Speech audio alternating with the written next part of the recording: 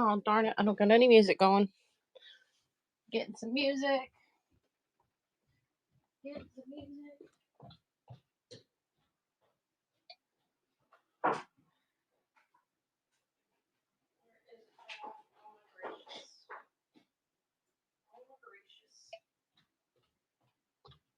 I'm here. I forgot my music. Give me a minute.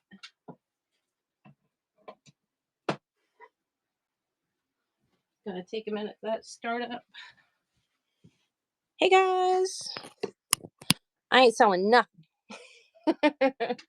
I ain't selling anything tonight, you guys. I sold a bunch of pin cushions and I've got a few more to make because I had other people saying, "Hey, I want that one. Can you make me one?" And I already sold that one, so I'm gonna make some more.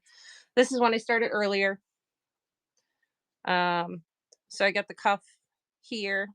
I've already sewn my little discs for the top and bottom, and I'm gonna sew this cuff closed, and then I'm gonna spread that seam open, and then I'm gonna top stitch it so it looks fancy.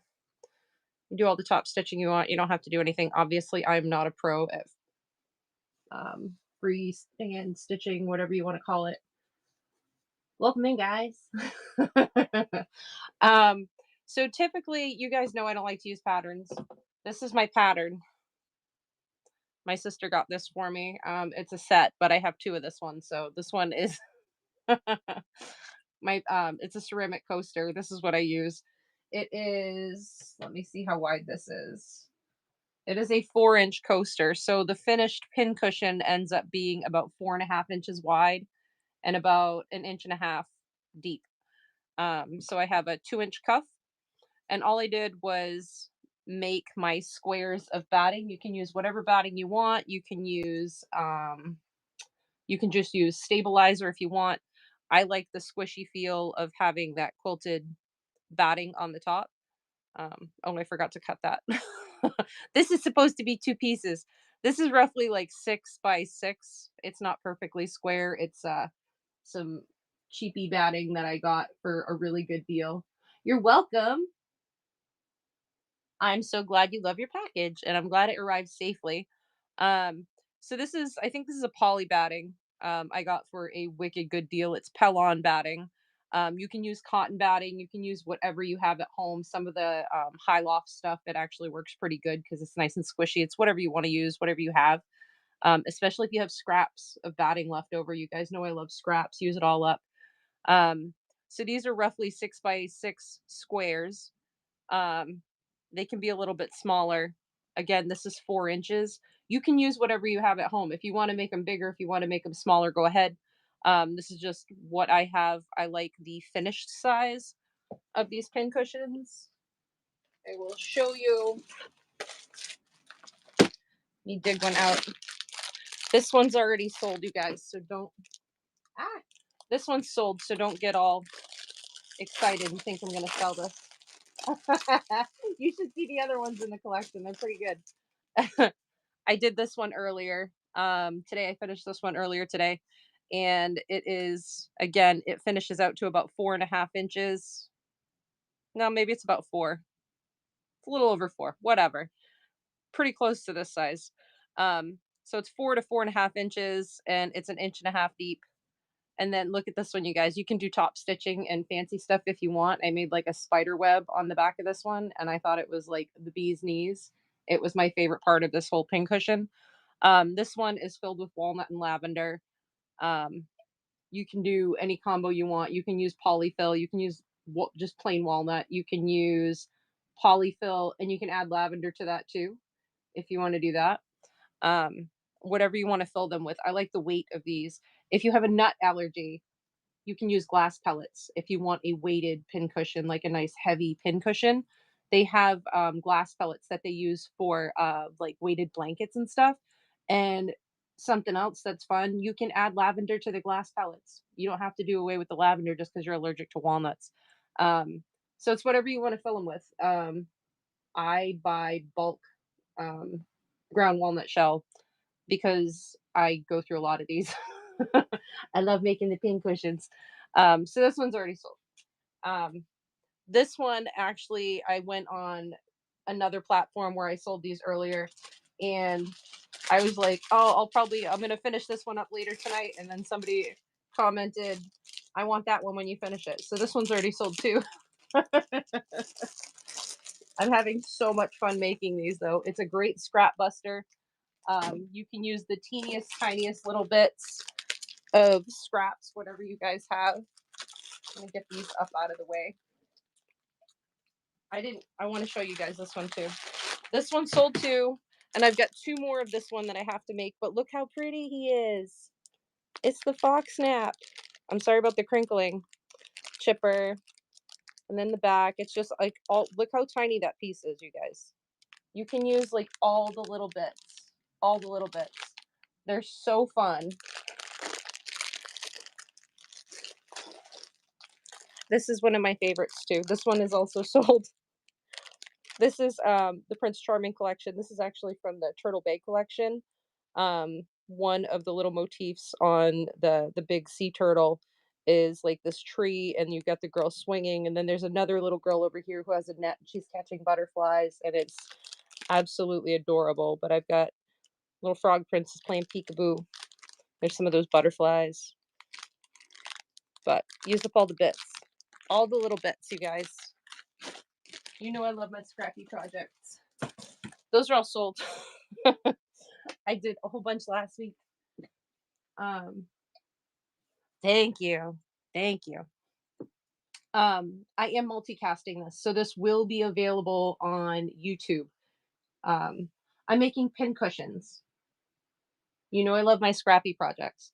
So this will be available on YouTube for you guys to watch it. It's not exactly a tutorial. You're just kind of hanging out with me and sewing along with me, or watching me sew and listening to me run my mouth like I always do.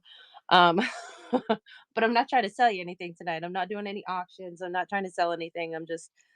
I got sewing to do, so I figured, what the heck, let's go live. I had people asking me, how do you do those? I was like, well, I will go live later, and I will finish working on this one, and then I will try to get at least one full one done from start to finish with you guys watching.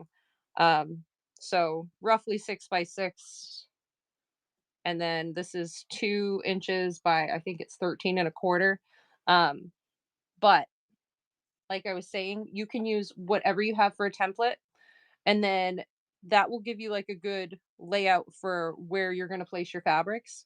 And then in order to get the cuff length, you can do the cuff length. You can either math it, which I don't want to do. I'm too lazy for that. So I drew a little blue mark on here, and then I rolled it. I stuck it on my cutting board, and I put this little mark at the 0, and then I just rolled it to figure out how long it was, and then I added a 1/2 inch.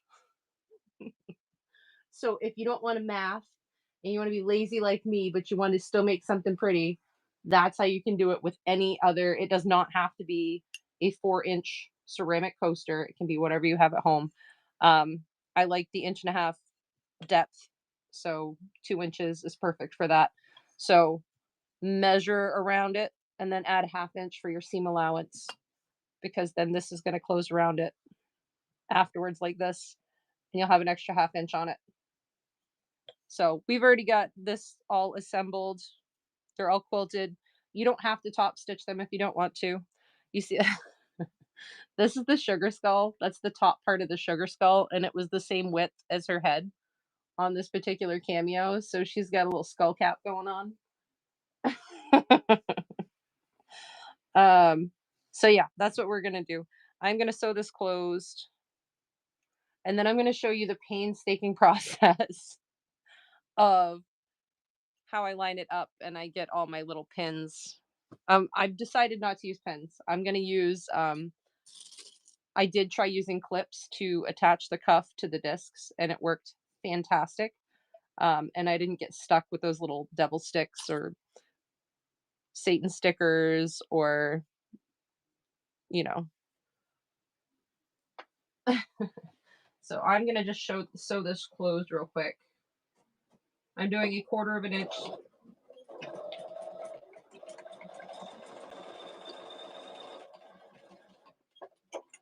I do have another little tripod thing set up. So when I'm sewing and I'm doing something a little more in depth, I can bring you over there. I apologize if it wiggles. Um, so I'm going to open this up and I'm going to give it a quick press so it stays open because I'm going to top stitch those little flaps down as well. I like a nice flat surface to sew on. Give me all of them, Megan. That's my working girl. And when I say working girl, I mean she's at work. She's not that kind of working girl, you guys. So I'm going to bring this over to my sewing machine and I'm going to stitch here and then come back up the other side. So it has a nice, you see how it's just a seam right there, but everything else I top stitched around it. So that's going to give it the same appearance. You won't be able to tell where the start is and where the end is.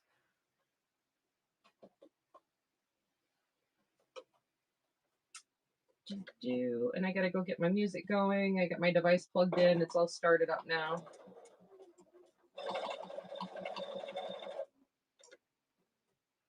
I apologize if anybody's on and I'm taking away from their viewers. That's not what I was trying to do. I just had a few people asking, and I'm like, you know what? I plan on sewing tonight anyways, so why not go live and sew? You don't really have to trim these off. It just saves me from having to trim really close after everything's all assembled and you get those little threads sticking out. See how nice that looks. All right.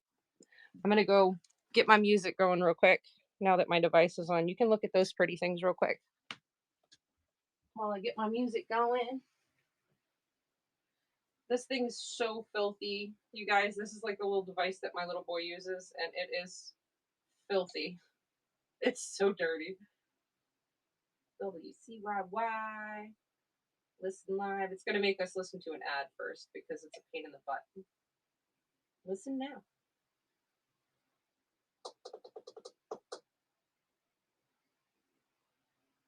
Waiting. All right. How loud is it? Not too bad. All right. I wanted to do a birds and the bees pin cushion, but then I got all kinds of people asking for these other chipper ones. So I've got 2 more chipper and I have another nightshade that I have to do. So I've got all these pieces put together. So now I'm going to figure out,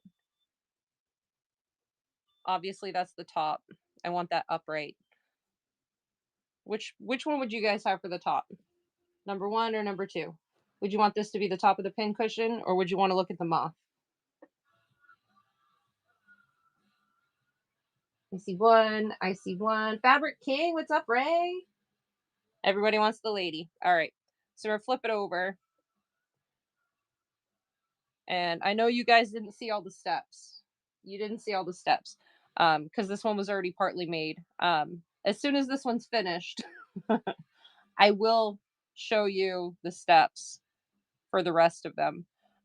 So what I do is after I sew all this together and I have it on the square, I have all the quilted pieces on there. I have double-sided tape on this coaster and then I stick it down onto the fabric that's already quilted on there and everything. And I use my zipper foot and I butt it up against my zipper foot and I leave a little tiny gap between this part of the foot and the coaster. It's like 1/8 of an inch. And I sew all the way around it, butting it up against this. So I have a nice perfect circle or a fairly close circle. And then I cut out around it. But that gives me roughly 1/4 inch from where that line is sewn all the way around the perimeter of this. And that's what I'm going to use to line up the edge of this cuff. That's my tip. So we're going to get that out of the way, get that back out of the way, get that. Oh, that was stuck to it. So that's what I'm going to do is I'm going to line the edge of this cuff up with that line of stitching that's on there. And I'm going to put it right up there. And you're going to use a lot of pins or a lot of clips, depending on what you want to use. So then we're going to go over here and I'm going to line the edge of that up on that line of stitching. And I'm going to clip. And then I'm going to go over a little bit. And I'm going to do this almost all the way around. Yes, I'm multicasting it onto. These scissors are so good. These are my favorite. They're so good. Look, I meant to use these somewhere on here and then I forgot about them. I love having selvages on the pin cushions or on any scrappy project. So does this look okay for you guys? Is it, I have like my chat zoomed in on my computer because my phone is like up above my head. Can you see well enough? Okay. Lined up for, okay, good. All right, so I'm going to do this all the way around. And when I bring this over to my sewing machine, I'm going to have it this way. And then as I go around, I like to have my clips on upside down because the rounded side, I can take my finger and just go like this and go poop. I press down on it and just slide it right out of the way and it doesn't get caught on anything. Personal preference. I don't know if anybody else does that. It works really, really well. And if you get to the end and there's like a little bit too much left of the disc and it's a little too short on the cuff, take off like 5 or 6 of the clips and just give the cuff itself a little bit of a stretch as you line it up, just to kind of make everything. You do the same thing? Yeah. Just to kind of, sometimes you got to go back through a little bit and give that cuff a little bit of a stretch to make sure it fits perfectly all the way around, because otherwise you'll have like a little pleat or a pucker when you sew the top on. This is probably one of the most painstaking parts of the whole process for me. Between this and I started I did not like how when I went to close some of these,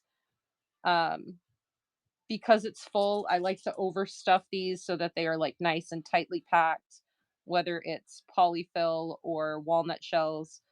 And so sometimes it's hard to line up that little, I have like a 1.25 inch opening that I use to stuff these. And sometimes the seams don't want to line up properly. So I did a baste stitch earlier before I actually filled mine, the last one that I had done. And then I just pulled the base stitch out afterwards, but it was so much easier to have that all flattened out ahead of time and had that base stitch to hold the seams so it didn't spread out. I didn't have like a 1/4 inch on one side of the opening and have it flare out to like almost a 1/2 inch. It happens. So I'm almost here to the end. So I want to just kind of line it up and make sure I'm going to have enough of the cuff. It's not going to leave a pleat anywhere. See, there's a little bit of a pleat, so I'm going to start giving it a little bit of a tug just to make sure I spread that out a little bit, and then there won't be any noticeable puckers or pleats in that.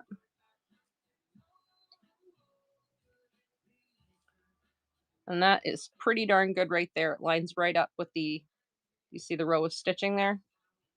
But I'm going to leave a gap because I need to get this underneath my sewing machine. So I'm going to bring this over to my sewing machine. And you guys are coming with me. I apologize if you get motion sick. I'll try to alleviate some of that for you.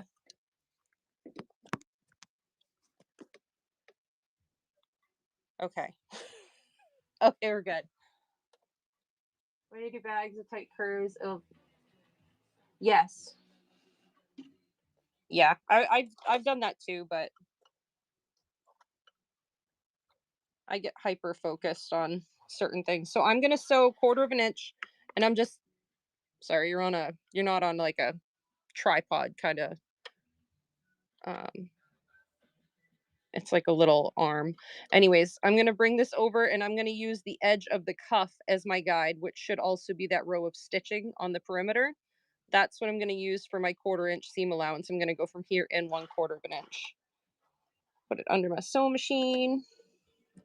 And this is the top, so I'm gonna stitch all the way around.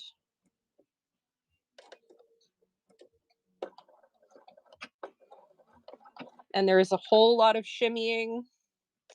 A lot of times I'll bring my presser foot up and pull the fabric straight out, make sure I don't have any pleats or puckers. I know, I started this right in the middle. But I already have this one started, and if I set it aside, I might not finish it right off. I'll get squirreled and start doing other things, because that's how I am.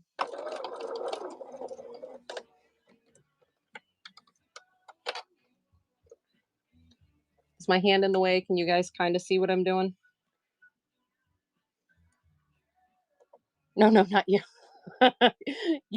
I've shown you guys the table that is behind me that has all my UFOs and work in progress things, and I'll do that one day, or I'll finish that one day projects. They're all behind me in a big pile. I did not want this to end up in that pile.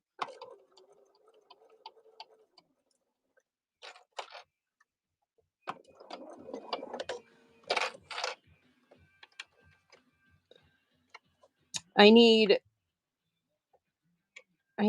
Stasa, my basic Amy, to make me one of those little sewing machine things where it has like the little thread catcher, just so I can swipe my clips down into it. I am making a pin cushion.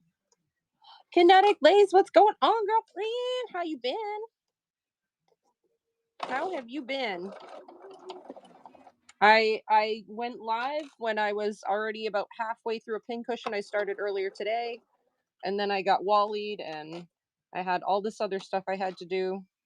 I had to go pick a boy up from work. Then I had to come home and make sure Wally finished his dinner. And then I had to get him to bed, and then I had to go out and pick another boy up from work. And then I had to just like gather my wits and have a few moments of sanity before I got behind my sewing machine again.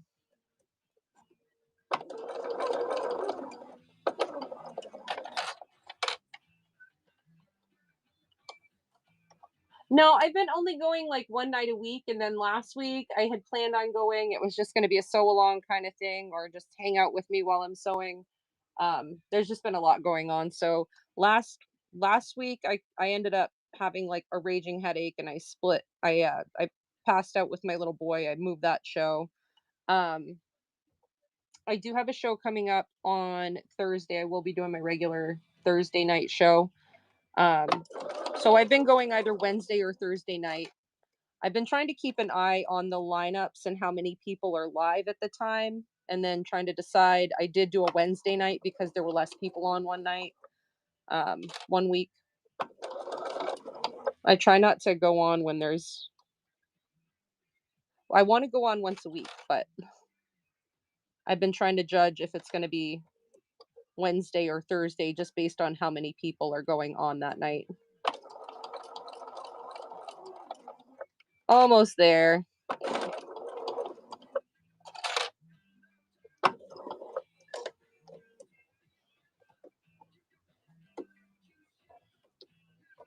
I'm using a stiletto to help me hold everything and not get my fingers stuck underneath the machine.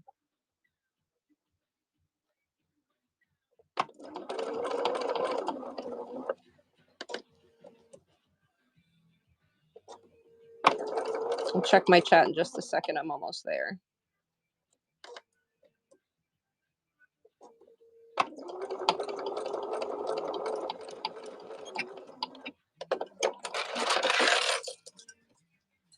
All right. So sewn around the perimeter. It doesn't have to be perfect. It just has to be close enough. So I got my circle stitched. It's a pretty darn close to perfect circle. Pretty darn close to perfect. So now I'm just going to go through and I'm going to clip these like all the way around. You guys have pinking shears, you can use that. But if you're clipping it, just make sure you're not going through that row of stitching that we just made. Because I'm going to give this a fancy little top stitch.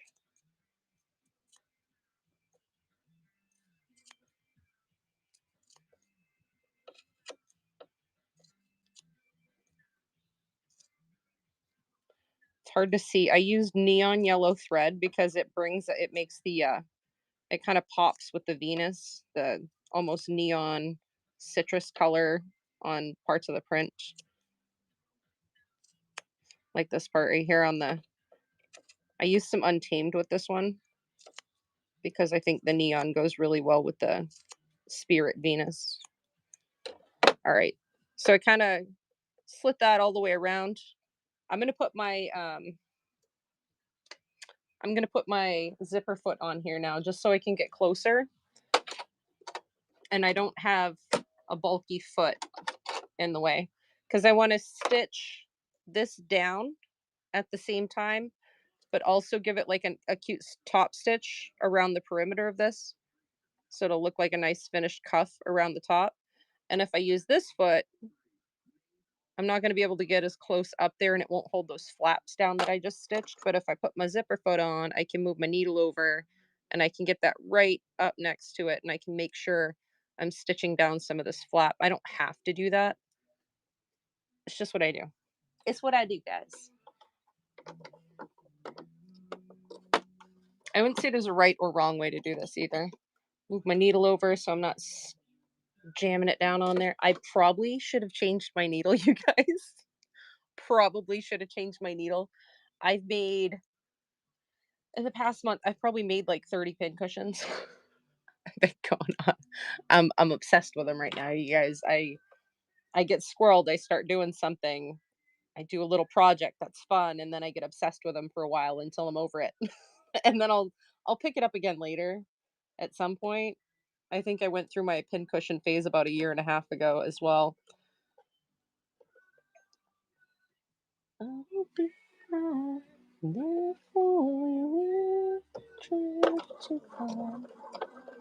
All right, so I'm just doing a top stitch. And this is a whole lot of shifting. So I want to try and get those things down. It doesn't matter if they're down or not. This is just my little, I don't want to say OCD because I'm not actually OCD. I just have my way of doing things, and this is one of them. So I'm using my thumb to kind of brush that over. And then I'm using my index finger to make sure I pull those seams away from each other so I get a nice clean line, but it involves a whole lot of shifting and shuffling because it's such a small project.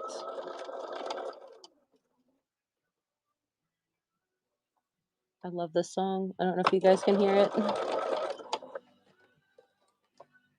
Hey, everybody. I'm making a pin cushion if you're coming in and wondering what the heck Crazy Maniac's up to today. I am doing the second half of a pin cushion. I already had it halfway done when I came on. I probably should have started fresh on a new one. We all know me. I will get squirreled. So I got to finish the one I'm working on before I can start another one. I will guarantee I am going to be here for a full pin cushion. You will see it from start to finish when I finish this one. I might have to stop at some point if it gets too late. I might have to stop real quick and go upstairs and check in on my little man.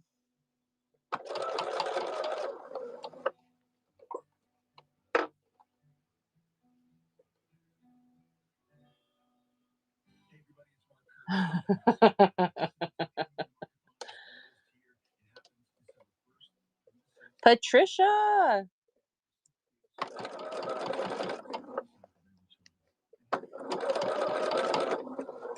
I was super excited that these went so quickly when I did a post for them. And I am back around to the start. All right. I'm gonna clip that thread. I'm trying not to hit the tripod. My phone is mounted to another tripod and it's one of those like wiry bendy ones. Well, I'll give you a quick preview. See, I missed one of those little flaps. It went up. It's not a big deal. It's not a big deal at all. Is it going to bug me? Probably. It will probably bug me. It's going to be inside. Nobody's going to see it. I promise. Okay, so this is about what it's gonna look like. When I put the walnut shell and the lavender in here, I am gonna like pack it in. Like I'm gonna be like punching it and like smacking it down and like packing it in there as much as I can. But this is what the top will look like. See your little skull cap? That's the sugar skulls. This is the cuff. But do you see how much nicer it looks with the top stitch? Look at the baddie. I outline the eye. But you see like those little citrus pops? I use the I'm actually using the Orifil neon yellow that came with the Everglow. That's part of the frames. Thought it was pretty. Had to add it in. So that's what it's gonna look like. And the bottom is gonna look like this. Almost had like a herringbone kind of thing if you look real quick. Herringbone almost. But I love the death moth. I know. I'm trying to use up scraps and I have all these pieces that I used other bits. And I was like, you know what? I'm gonna use this stuff too. So I'm gonna bring you back over because now I gotta clip this on. I'm gonna cover the camera up real quick so you guys don't get motion sick.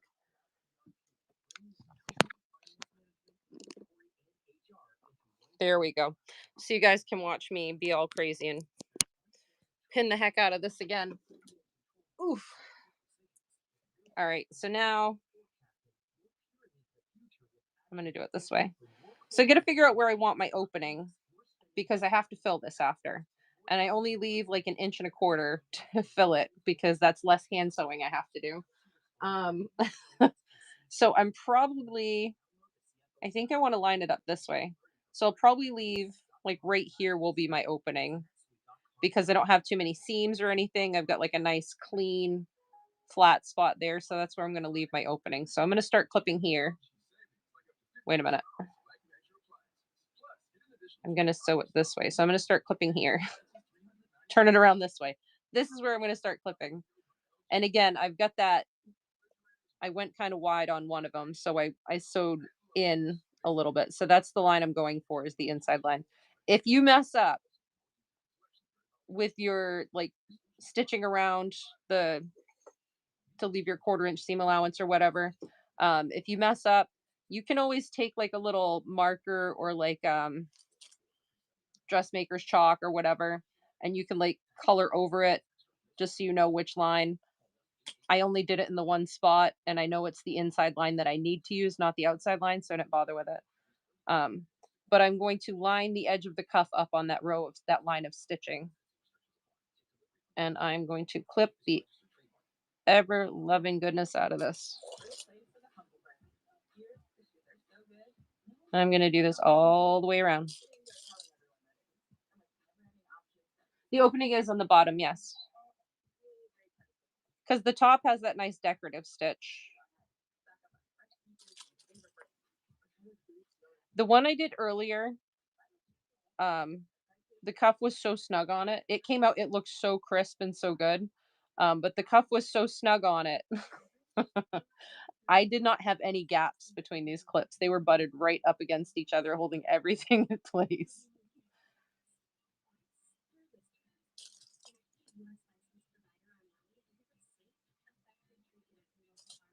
My tags out of the way. I'm not putting tags on these.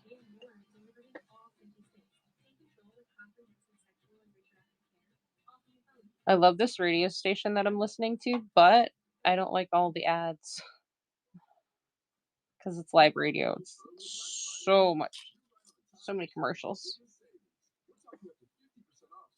Just the batting and scraps, or did no? It's just batting and scraps. It's not a whole sandwich.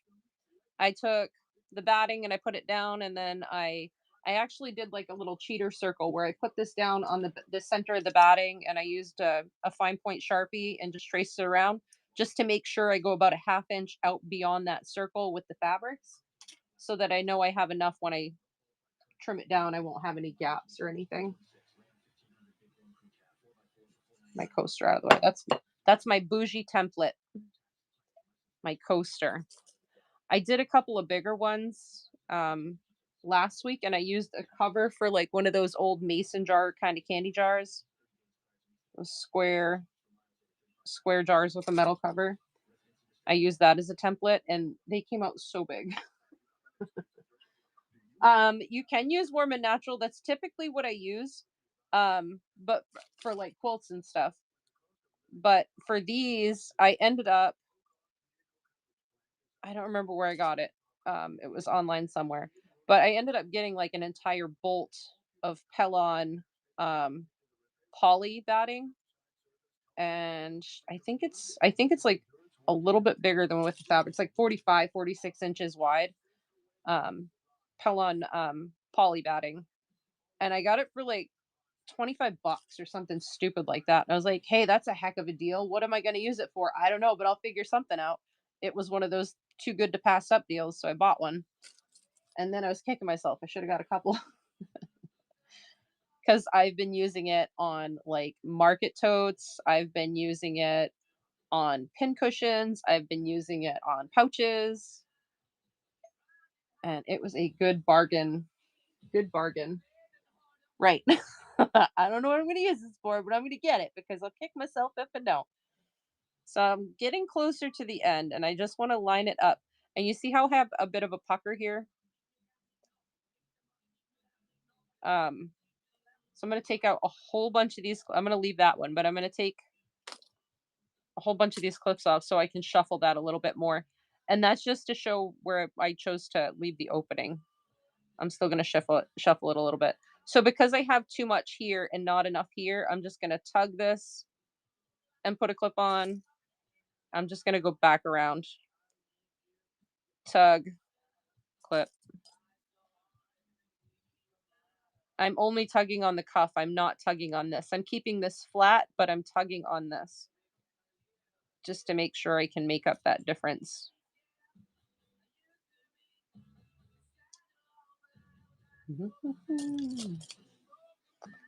Some main skin playing right now.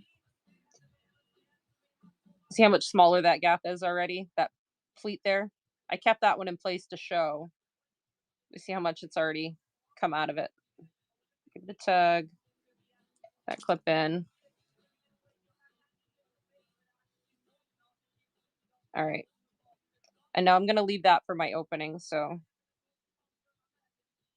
with some tugs. That's a big enough opening there. Put that back there. And now I got to redo this part, but we should be good. Should be good.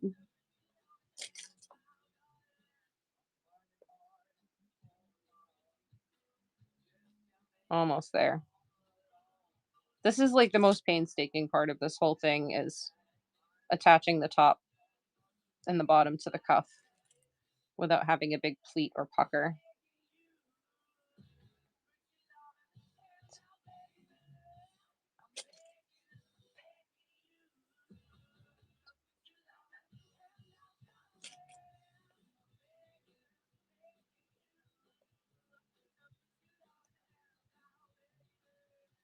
All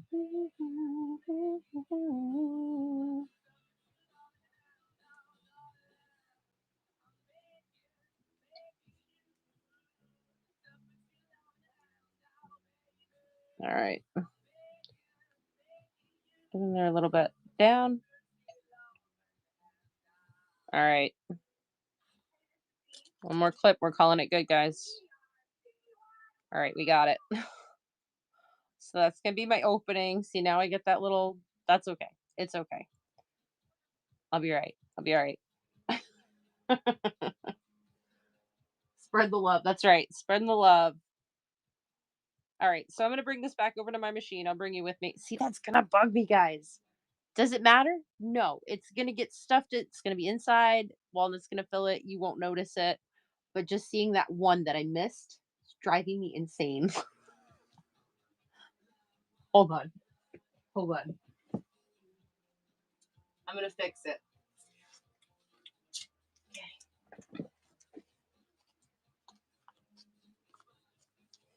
Now I don't get to look at it. Out of sight, out of mind. Now just look at some blue painter's tape and I'll be okay. All right. So I'm going to bring you back over to my sewing machine. I can't forget. I know it's there. I know it's there. I'm gonna bring you back over to my sewing machine, you guys. And I'm gonna put my regular 1/4" presser foot back on here again. Trying to get you guys as close as I can to the machine without the tripod thing hitting the machine, because then it's gonna vibrate, and then then the camera view is gonna shake the whole time. So I'm putting my 1/4" presser foot back on. And then this is the same exact thing that we just did.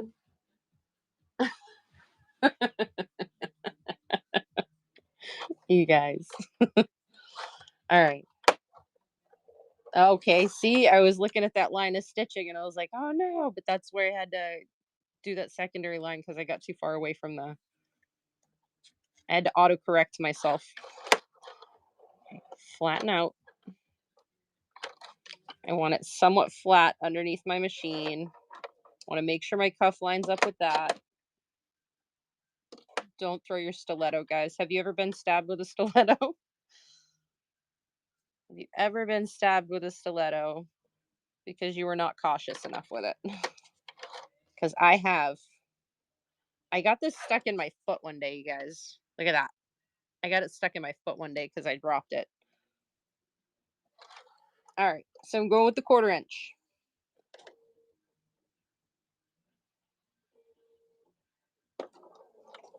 And I'm going to back stitch the heck out of my first 2 or 3 stitches on either side, because that is a very small hole to turn this whole thing out. So I'm just going to use my stiletto to make sure I keep the edge of the cuff on that line of stitching.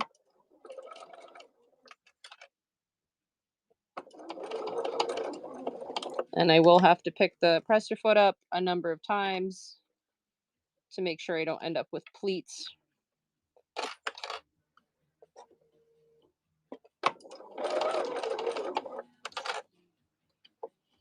Sometimes you can shuffle them out. Other times you got to pick up the foot. Like that. I can't do that. Shuffle.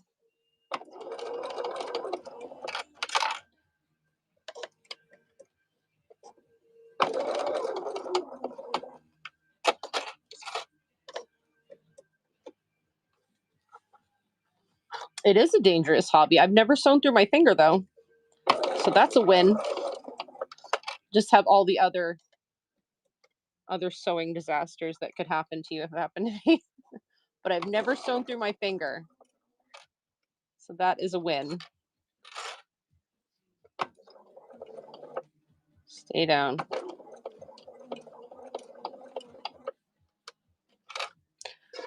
Second. I'm gonna get all these clips out of the way. So many clips.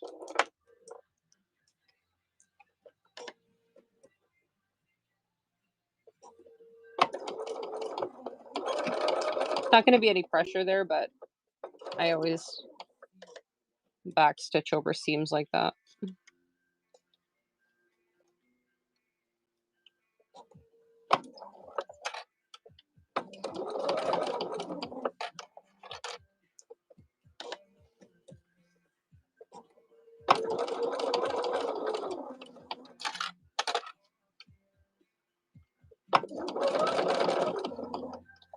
Do you guys make funny faces when you're concentrating, like when you cut with scissors or? Oh my goodness! Ow!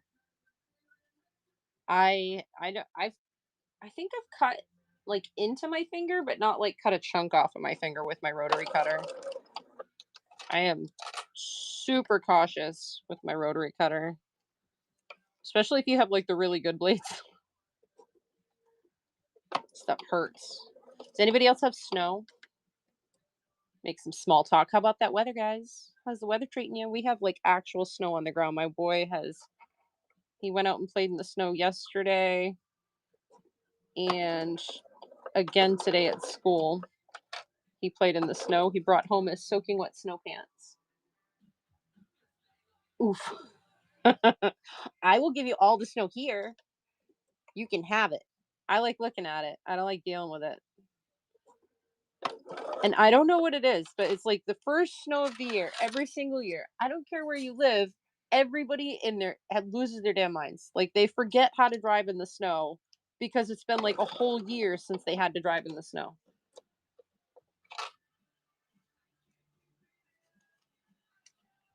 The S word. It's that naughty word. You say the S word and you get soap in your mouth, right?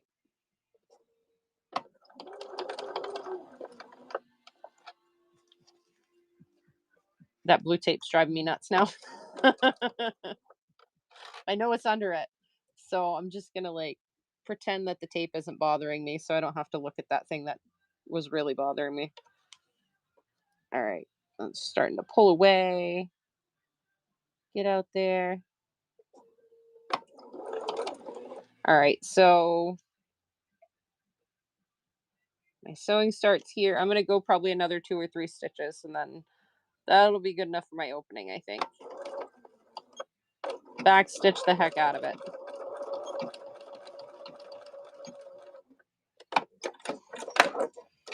All right. I don't bother clipping this side. The only reason I clip this is because it's easier because I'm doing a top stitch and most of them will kind of lay down better. Maybe it's a step that you don't need to do, but I do it. I'm going to bring you back over because we're done on the sewing machine for now. Plug my phone back in so it doesn't die on you.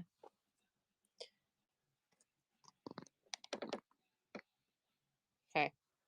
Now I got to turn this sucker right side out. My iron is on.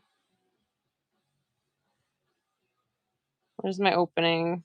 Right here. So this is how big my opening is. It's like there's not much room there. So gotta berth it. But that is a whole lot of bulk with all those seams and everything and the batting. This takes a minute. You can leave the whole opening, like the opening bigger if you want, but it's more you have to hand sew shut.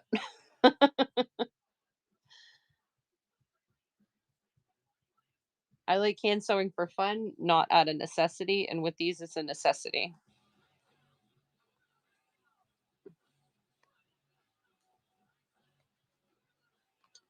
Pull. Pull. This is not easy, you guys. All right. And then push. We did it. We did it. We did it. Yes. Birth. Yeah. I actually had some tags made up forever ago for when I was making bags all the time. And I always said it was like giving birth to a breech baby because I always leave the holes too small. Always, because then it's less of a hole to sew up afterwards, right? So I always said it was like giving birth to a breech baby. And so the bag tags that I had made up were breech bags by Erica. And the lady who was making the tag sent me a message. She's like, "Are you sure you don't want it to say beach bags?" I was like, "Nope, breach." Definitely breach. So I'm just pushing these seams out real quick. You don't have to do that.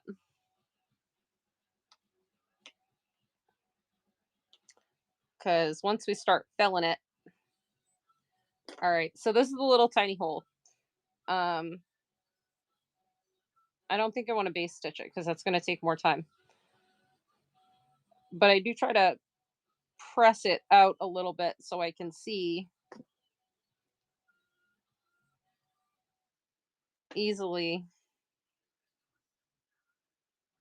I try and iron it, but even with that little tiny iron, I think it's too big to get like a crisp seam on that. This is where I'm going to hand stitch it closed after. And so if I have that pressed line, come on, come on, come on. My batting's pleading on me, which is odd. All right, so I'm just trying to get that 1/4 inch and I'm going to squish it so it stays flat.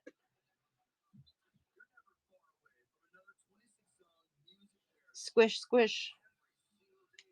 Then hopefully it's easier for me when I go to hand stitch it. See? Okay, so now I gotta get my walnut shell and not kick my pressure foot out of the way where it doesn't need to go. Okay. Move you guys over so you can see my super awesome operation here, which you can't really see it very well. Okay, this is my bucket. Lavender and walnut. And I have this little paper cone. It's a little cone cup. And I cut the end off, and this is my funnel. So I stick it in there like that. But I don't want to have to hold that in there the entire time. And I'm going to be holding it this way while I fill it. So I'm going to put 2 pins in it, one on each side. I'm going to do one here and one that way, but I'm going to have the points going the same direction so I don't accidentally stab myself every time. So I'm going to put a pin through the paper cup.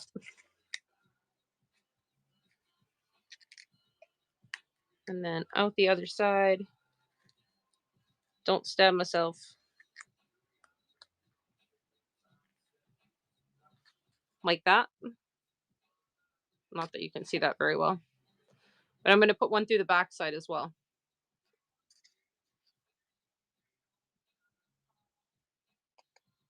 And this side.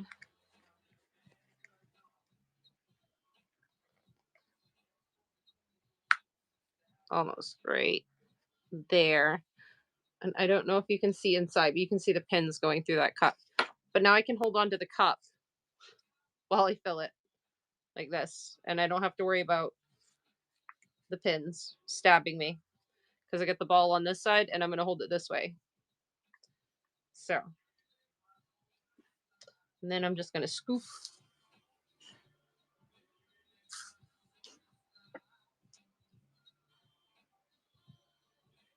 Okay, you can see me. All right, so I'm just going to fill this up and then I'm going to punch it into place.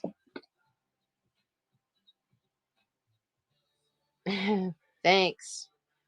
I like to work smarter, not harder. This is a coffee scoop.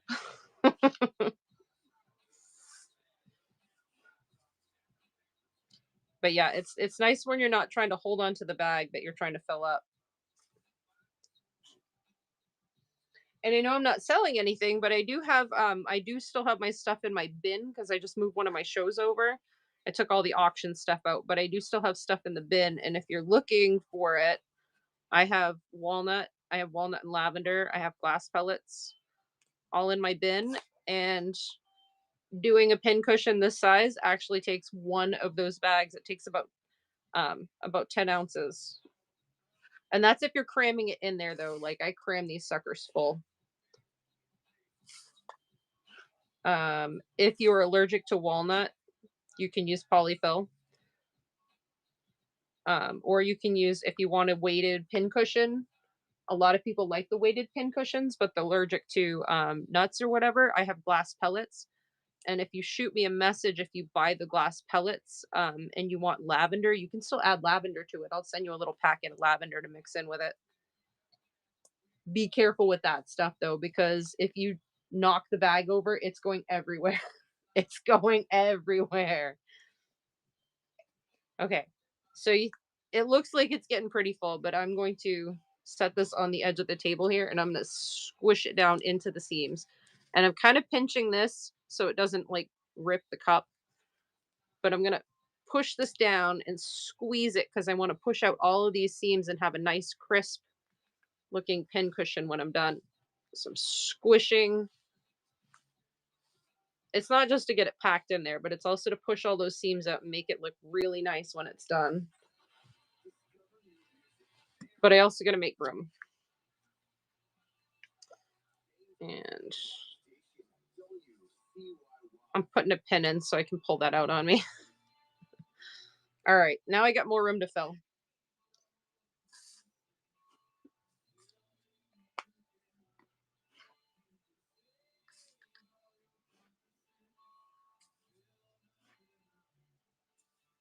I should grab my scale real quick too.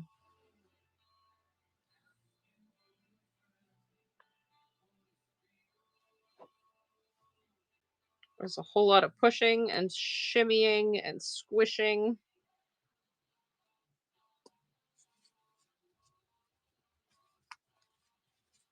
But I also have this knitting needle.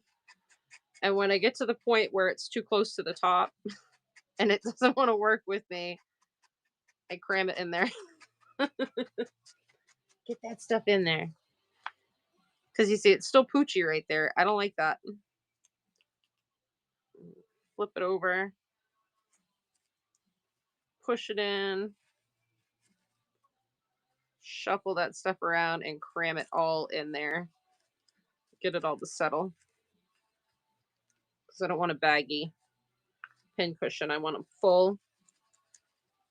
And I want them to hold their shape well.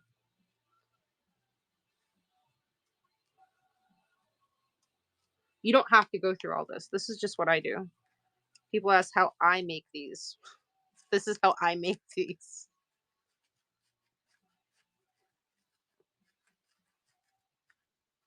Fill it up.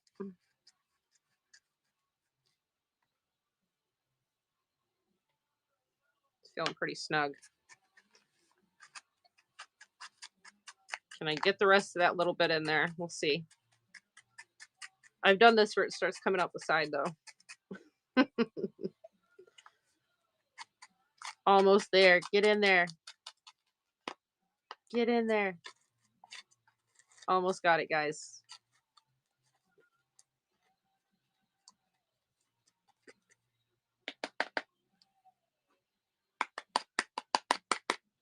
All right. I got it. I got it all in there.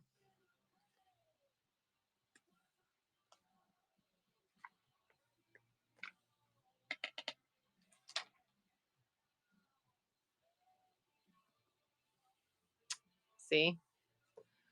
And then I learned the hard way. Set it in something where it won't tip over while I put the cover on my bucket. I just flung walnut shell out of there. I'll be getting the vacuum in here later now. Oh, goodness. I just flung a good scoop of walnut shell all over the floor. All right. Okay, so this is the operation part. It would be a very good pattern weight. It'd be a very heavy pattern weight. It's about 10 ounces. Be about 10 ounces. So when I go to close these up, I want my seam to line up really well. So that's why I did all the squishing of the seam earlier, like where my seam's going to be. But I also want to hold all of it tight and lined up fairly well, because it's easy once you start hand stitching and you're doing like something that's not actually like it's an open seam. It's easy enough for that to shift one way or the other. So I always squish it and I kind of go in close to the where I want the stitching and I kind of suture it shut for myself. And I go every other one. This is not something you have to do, but my seams look so much better since I started doing this. And I know I'm not going all the way through. Give me a second and I'll show you why. Okay. So now I got my seam is all lined up and everything. Close. So I'm going to pull it out. I'm going to stick that side in. And then I'm going to stand this one up and stick it in there. And this is going to hold my seam closed and in the position I want without it shifting. So I don't end up having like big puckers or pleats when I finish, because I'm going to hand sew this. But now I've got all my seam is staying together for me. I don't have to worry about it moving or whatever as I go. I do need my needle. Not that one. This is the one for the walnut. Come on. Did I retie that? No. This was something that I was like, "What the heck can I do?" Because I kept trying to hand sew it, but my 1/4 inch that I was leaving on one side, like, was slowly getting bigger, and then it was getting smaller, and then I'd have, like, a weird pucker in my seam afterwards. I was like, "What am I doing wrong?" And then I realized what was going on, and I'm like, "Ah, that looks sloppy as heck." I am pulling off some thread.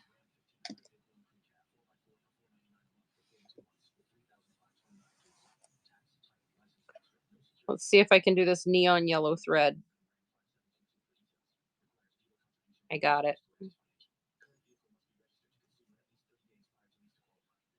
just threading my needle, guys.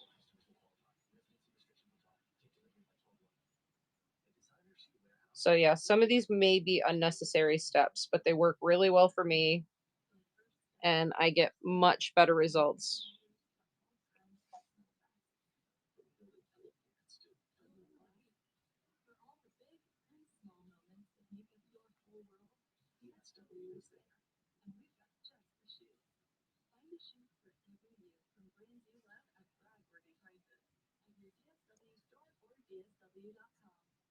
And I want a good size knot on the end of it.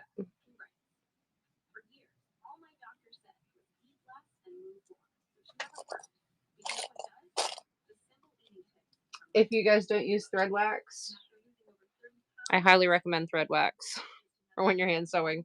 If you ever hand sew and your thread gets all twisted up on you and it wants to kink up on you, thread wax is amazing. It keeps your thread nice and straight for you. It doesn't kink up or get twisted, and it gets twisted up so much that it like snaps because it becomes a weak point. And that kind of sucks. So I always start back a little bit when I hand sew. I'm going right in through that open seam because I'm going to bury the tail end of the thread inside. I'm going to come out right in the seam. It's already sewn.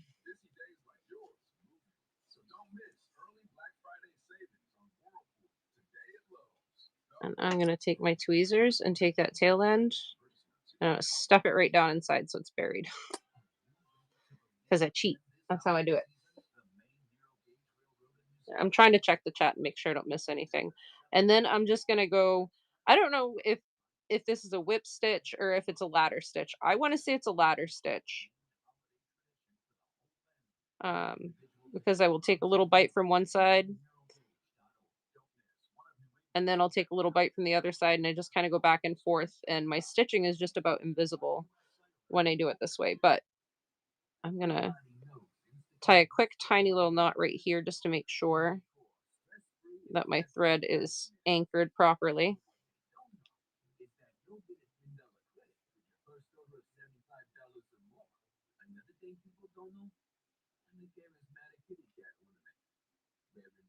I want my thread hidden.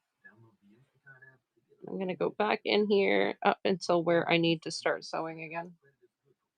It's a ladder. Okay, that's what everyone kept saying, whip stitch, and I'm like, I'm pretty sure this is a ladder stitch because I'm going back and forth and making like rungs of a ladder. I cannot get a grip on my needle today.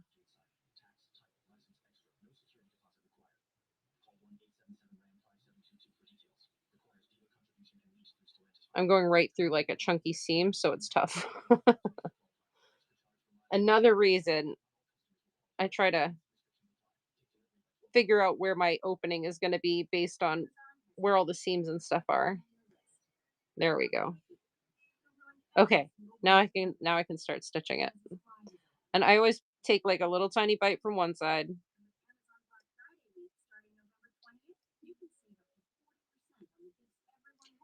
pull it. I pull the thread away so I can see where the gap is and make sure I'm not missing too big of a space on the opposite side.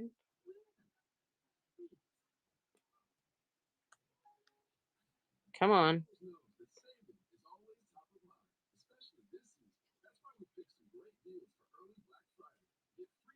Pull Pull the thread away. And I'm going to the opposite side. But I'm trying to go just inside that ridge that I flattened out.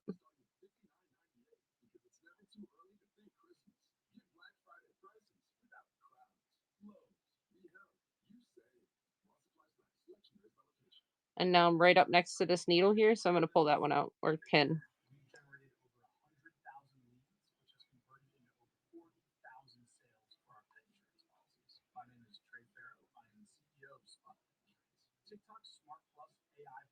But this allows me to see where my last stitch was.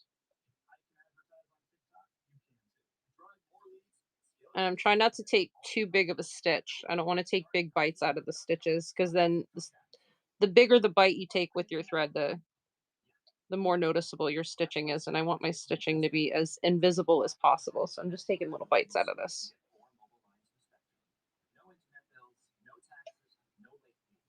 And then once I get up to that next needle, I'll pull that one out too, or pin.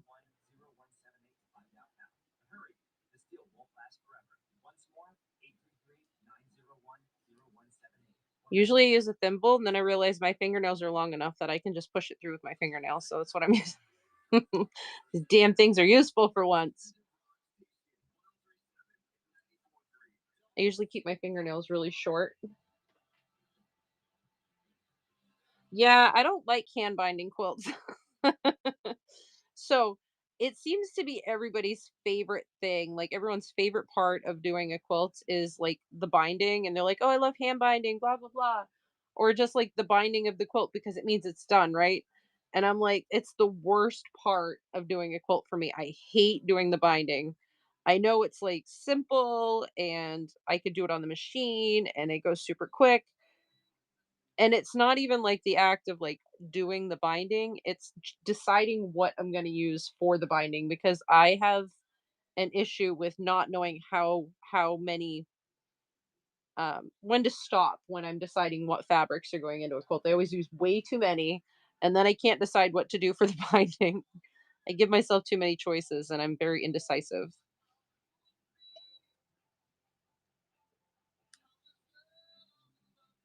All right, with that pen.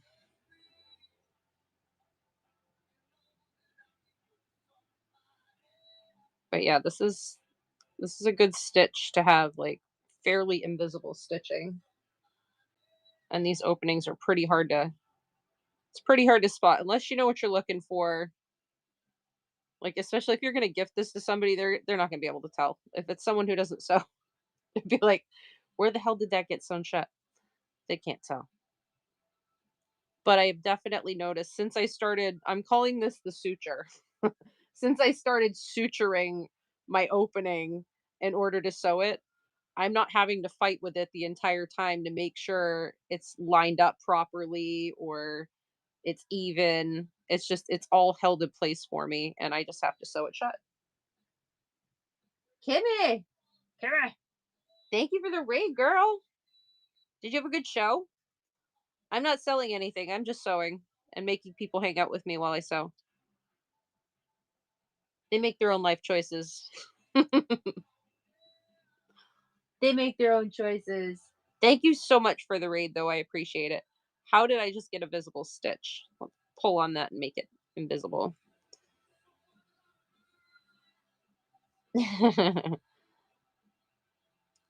This was an unplanned show.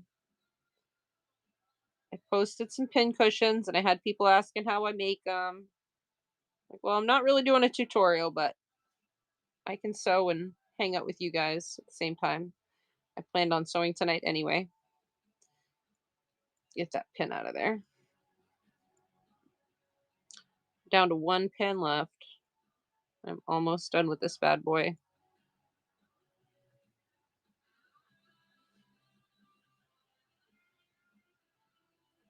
I am not very fast at this. Not about speed though.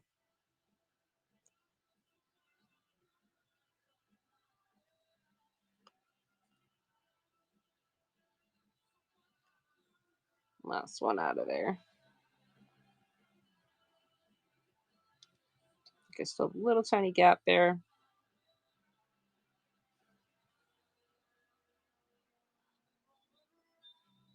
Yeah, I do have things in my bin. I actually, instead of scheduling a whole new show, I just edited one of the shows I already had.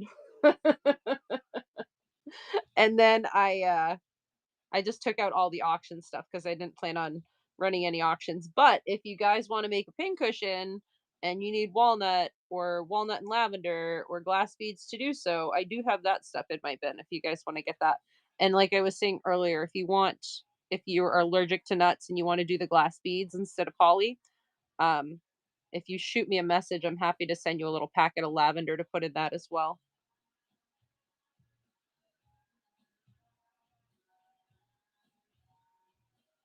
Make sure that's tight and I don't want to see my knots.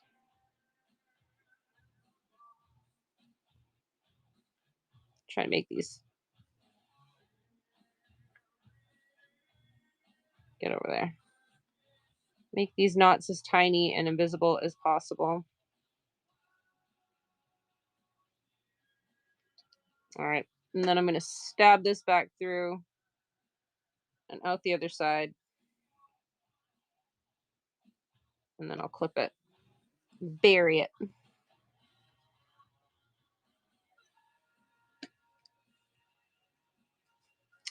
All right. Now this is the fun part. Also probably not necessary, but I like these things to look really good. So this is the therapeutic part for me, is to shape it. Because I want to push out all of my seams and make it like a nice little biscuit. So this is where I sewed it shut. Can you guys see it? Like you can see a couple of the stitches because I'm not like super professional with hand sewing, but it's pretty good. Be careful if you do this. By doing this, I'm squishing down on those seams that we just pressed out, and it'll kind of give it like a quick press so it'll help it hold its shape a little bit better. You don't have to do this. Yes, I have burnt my hand doing this where it slipped and got the top of my hand. Danger, danger. But I push and just like rock the little iron.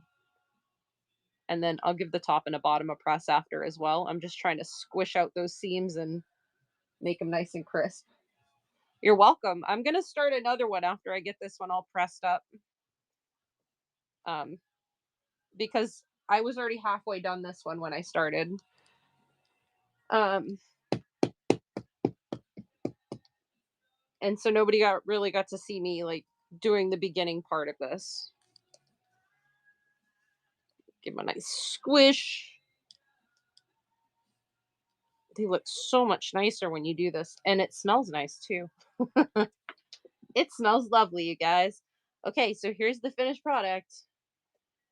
I can't see what you guys were seeing. Here we go. I really love the moth. He's amazing. And then that's from part of the frame, a little death skull there. And then there's the front. That is part of the sugar skull. It was the perfect width for her head. So she has a skull cap, and then this is the cuff. Of course, need that. That's also from the cameos. That's part of the frames. Free fuzz. Then we got some baddie. It's the top of the frame. And then that's actually not Della Luna. That is from the Untamed collection, but that neon goes so good with like on the Venus. There's little bits of it. Anyways, she's all done. You guys got to see it halfway made. You got to see the end part. You got to see the last half. So now I have to start on another one because I have to do a nightshade one, and I have to do um two chipper pin cushions with the fox snap, and they want the full fox on it. So I'm gonna get a bag for this little guy. I'll have to send her pictures later.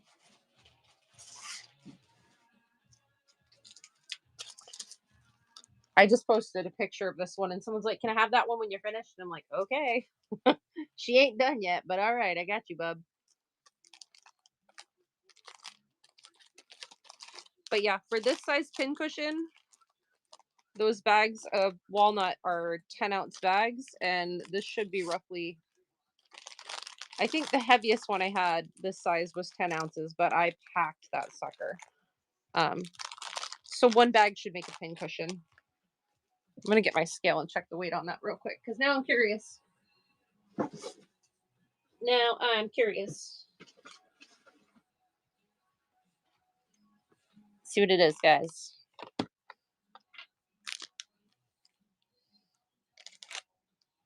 8.2. So yes, one bag of walnut is enough to make one of these. And then that last 2 ounces, as Ray was saying, you could make some little pattern weights out of them. Similar process, I would guess. I've not made any pattern weights. So that was fun. Now we're going to work with this little guy. Ain't he cute? He's so pretty. Let me get my De La Luna scrappies out of the way.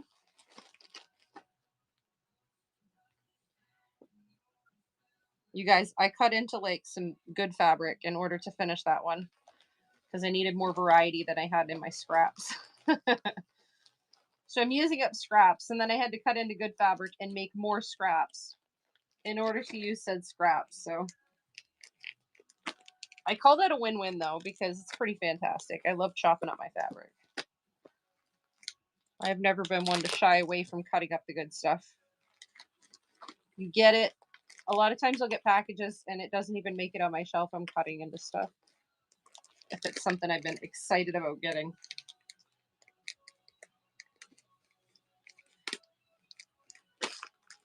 Oh, I should show you guys my jar though, because if you guys know me, you know how full my jar was, and it was packed. I've got to show you the sizable dent I have made in my jar. Look at this. Look at all the empty space. All that empty space in there. It's fluffy. It's not packed in. It was like solid. I pulled all this out so I could go through it. And I was like yanking out. It was coming out in like knots because there was so much in here. So I've made my jar is about half full now. And it was packed. It was like bulging out the top. So that was super fun and exciting to play with though. Put that back on the shelf. All right. Give me a second. I forgot to cut this in half, which is kind of silly.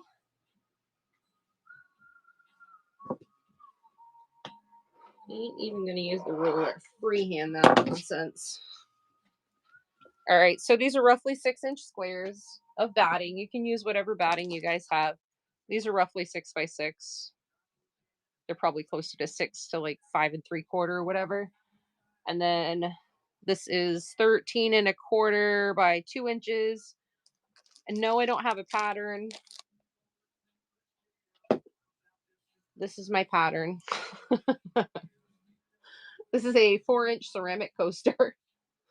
This is what I use for my pin cushions. So what I do is I want to make sure I have at least a 1/2 inch all the way around, just to make sure I've got lots of room to play. I don't have to worry about being too small. Then I'm going to just give this a quick trace so I have an idea of where my fabric needs to cover, and then go out a little bit beyond. So just draw my little circle.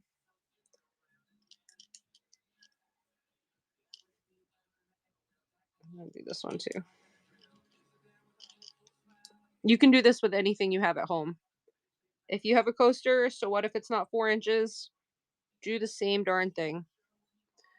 If you're using a coaster and it's not 4 inches and you're terrible at math or you don't want to do math, um, make sure your batting is at least a 1/2 inch out. And then when you go to decide the length of the cuff, I like mine 2 inches because it comes out 1.5 inches thick afterwards. But if you don't want to do the math to figure out the length, I made a little mark on here and I brought it over to my cutting mat and I stuck this on the 0 and I just rolled it to get the measurement until I got back to that little blue mark. And then I added a 1/2 inch so that when you go to sew the seam, you give yourself a 1/4 of an inch seam allowance on each side. So that's the extra 1/2 inch. So if you don't want to math, you can do it that way. It works pretty darn good. Tracy, how you doing, Trub? Woo! So this is my pattern. Please be considerate, bees. All right.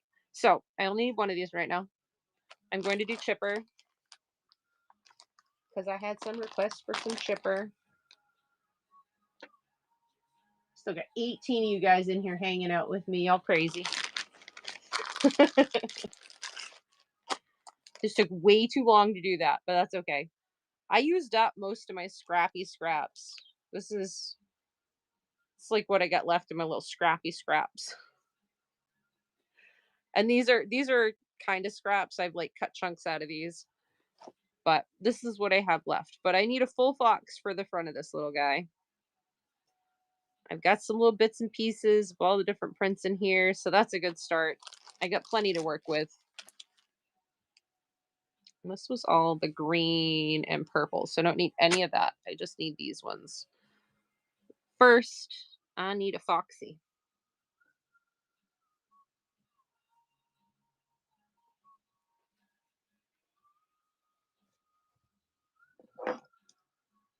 I'm super meticulous, just so you guys can see how much I want some of that greenery.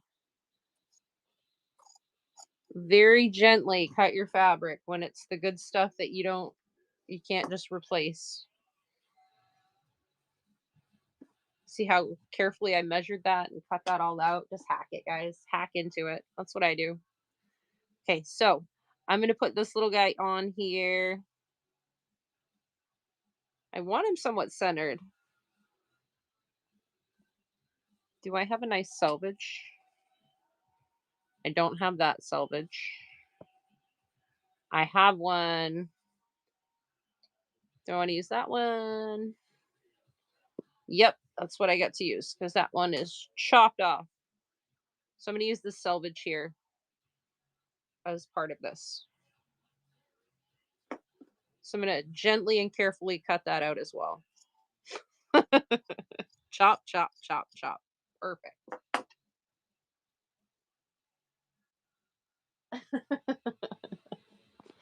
Don't have a heart attack. It's okay. It's just fabric. I got my little iron all plugged in. These two ladies that I'm doing these for both want the full fox on the front. One of them wants the chipper, one of them doesn't, so we're good. Give them a quick press. All right. So I gotta make sure I've got plenty of room so he's not gonna get chopped off. Plenty. This is gonna be super difficult. I'm going to center that, make sure it won't get cut off when I get it in my seam allowance.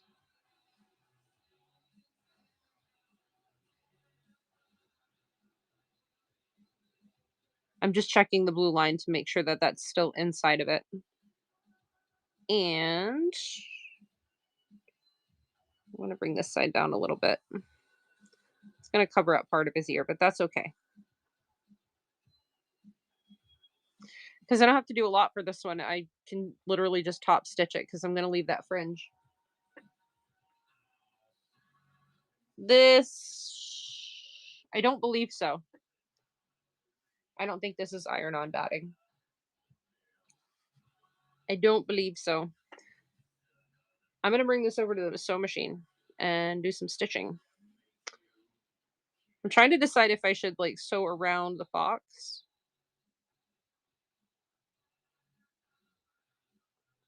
I'm going to sew around the fox first. Just so I don't have to reline this whole thing up after.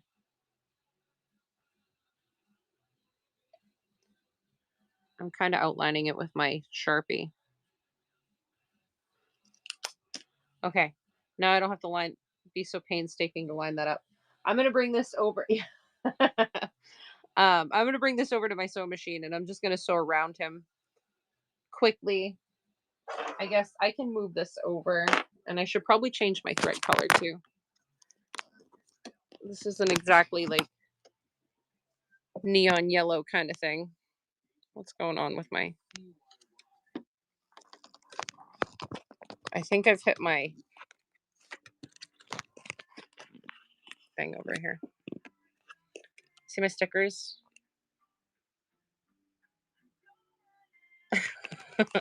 I got this off my last Basic Amy package. My Stasa package. I'm horrible at I should change the needle. When I was I've never broken a needle sewing over pins. But you know, I have hit a few pins while I'm sewing over pins with my needle. Yes, I'll change my needle. I should have done it before.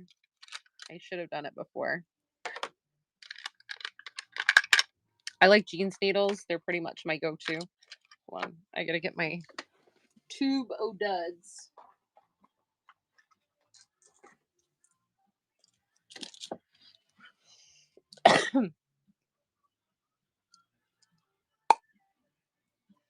I don't even remember. I worked for Procter and Gamble and we had vending machines to get like supplies that we needed for our job, and I don't remember what came in these tubes.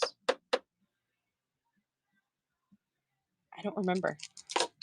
It wasn't earplugs because those came in packets. We got something in those damn tubes though. All right. Junk needle. I don't throw them in the trash. Don't throw them in the trash. Nobody needs to get stabbed. Out of little man's reach. I like my Oregon jeans needles or denim needles for pretty much my go-to when I'm sewing through anything that has bulk.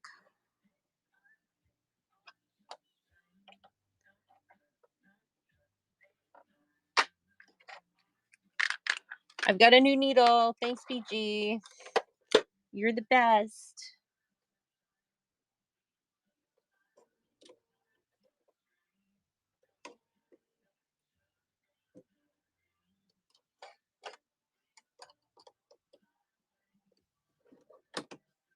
Oh, see, I threaded it, and I'm not even using that thread. Okay. What do you think? Pink, orange, or teal thread, guys? Pink, orange, teal.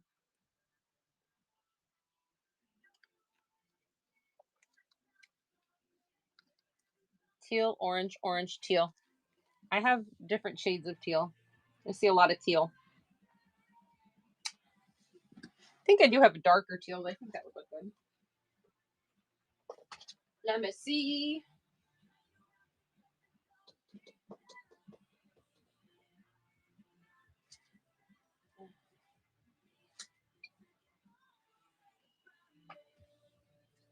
I have a darker shade of teal, but this one I have a matching bobbin for already.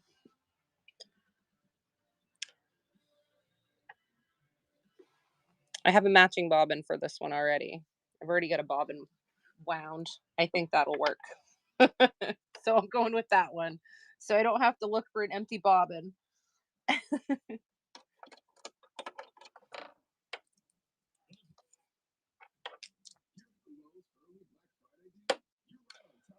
Yep, I like visible thread though.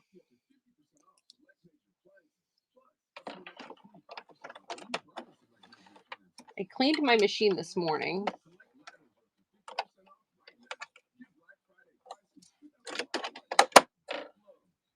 All right. Pulling thread out. Am I going to do this? Pull it from the top? No. Clip it from the top. Pull it out from the bottom. Keep that junk out of your machine. Yes, I cleaned my machine. I cleaned my machine this morning. I sewed off and on today. I didn't sew consistently all day. Um, yes, when you change your thread, cut it at the top and pull it out where the needle is. So you're not dragging all that lint and stuff back through your machine. Machines be dusty. You don't want to give yourself problems by dragging lint back into your machine.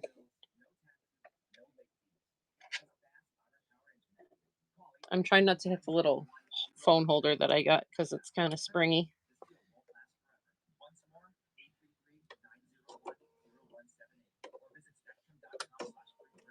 Oh, come on now. Beautiful. Get over there. Yeah. Okay. All right. I'm going to stitch this little guy down.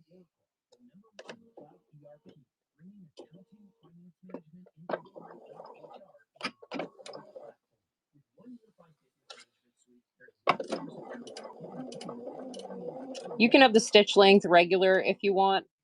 Anytime I'm doing anything with top stitching, I like a slightly longer stitch.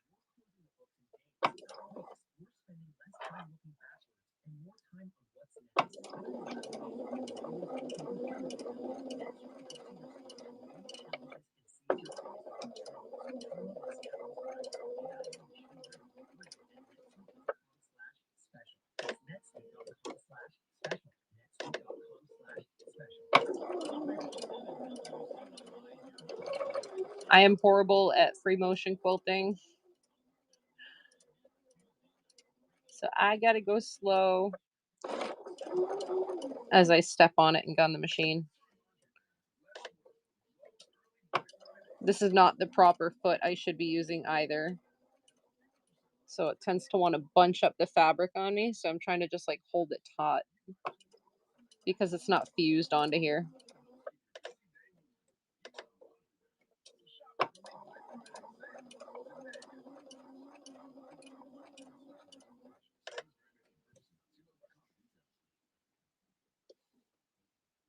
Amazon has everything for everyone on your list, like your Uncle Ricky.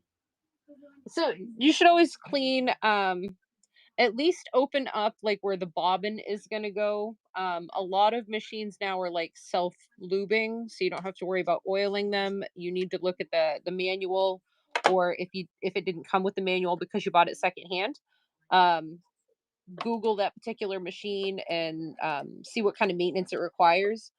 Um, you should always at least clean out the bobbin area, because a lot of lint accumulates there. Like I cleaned mine this morning, but I can show you the process of cleaning mine. It's not a super hard job. It's just you need to do it. Typically, you want to do it depending on the thread you use specifically. Um, what kind of thread your machine likes. If you use a higher quality thread, you're going to have less lint going into your machine. You're still going to have lint, but it's not going to be, the buildup will not be quite as bad if you use a higher quality thread. That being said, when I had just like regular basic home machines, I would clean my machine about probably every bobbin. When I had junky thread, like just using like cheap stuff I'd pick up at Walmart, it was really, really bad. The lint buildup in those machines. So I'd clean it after pretty much every bobbin. Now I can clean this one. It comes, it's a Bernina, so it has like jumbo bobbins. It's like a bobbin and a half. Um, I clean it after about every two bobbins with this. So it'd be like the equivalent of about three bobbins of from like a basic home machine. But yes, and then this particular machine, there are a few points that you have to lube. It comes with like a little lube pen.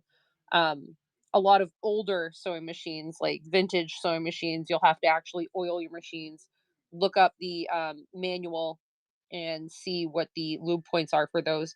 Most basic home machines now, though, are self lubricating. So it's like everything's internal. and you don't have to lube anything. You just have to clean it and make sure you use, I use makeup brushes. Like I have this one for like the bigger areas. But for smaller areas, I have, they're just makeup brushes. You have like the flat one with like the point, like where it's like offset. So it's a square brush, but it comes up to a higher point on one side. Those are great for getting in around the feed dogs. Always make sure your feed dogs are clean. If you have a thread cutter, make sure that is clean. It can save you so many problems later on down the road. And never use one of those compressed air things because you're blowing all that lint and stuff deeper into your machine. Um, Preferably use the brush to get out as much as you can, and vacuum if you have a small enough, powerful enough vacuum. All right, so I'm going to put this little guy back on here. And I already made my lines. What am I doing? Like sitting here trying to. I marked this so I wouldn't have to go through that again.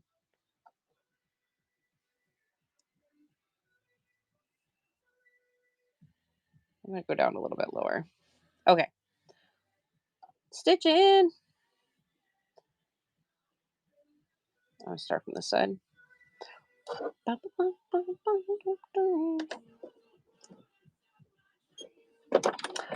Oh, I am going to reprogram that presser foot one of these days. You guys, one of these days. I think I do it every single show that I have just like, hey, I'm sewing. I'm going to go live while I sew. I think at least once for every show I've done that. I've stepped on the wrong side of the presser foot and cut the thread.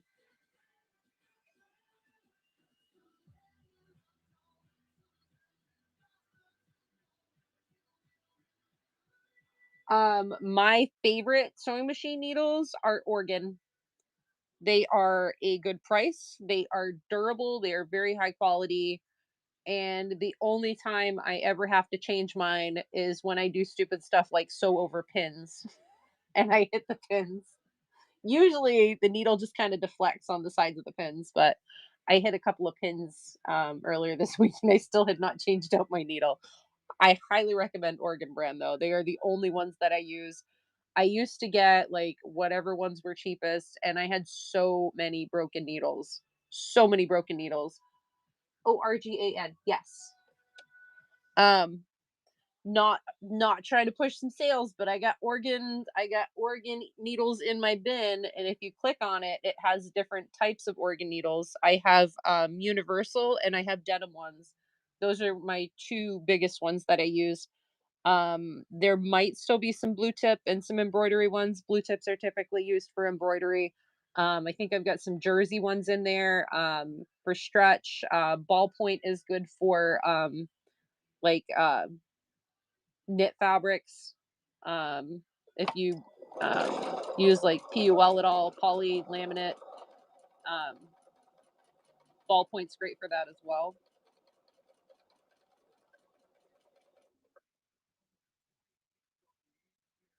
Heck with it. Sew off the end, pick up my foot, and move it around. Bring it around town.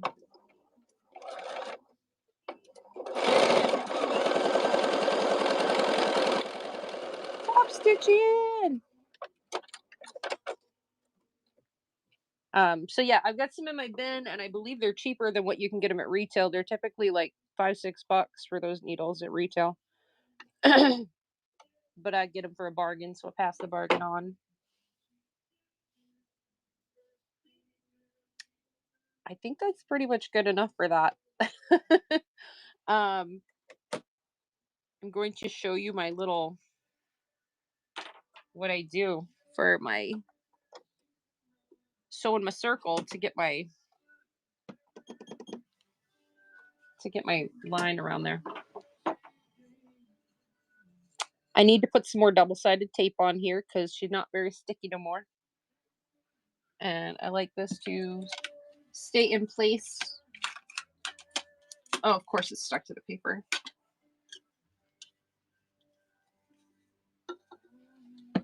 All right. I'm just going to put a few new pieces of double-sided tape on here.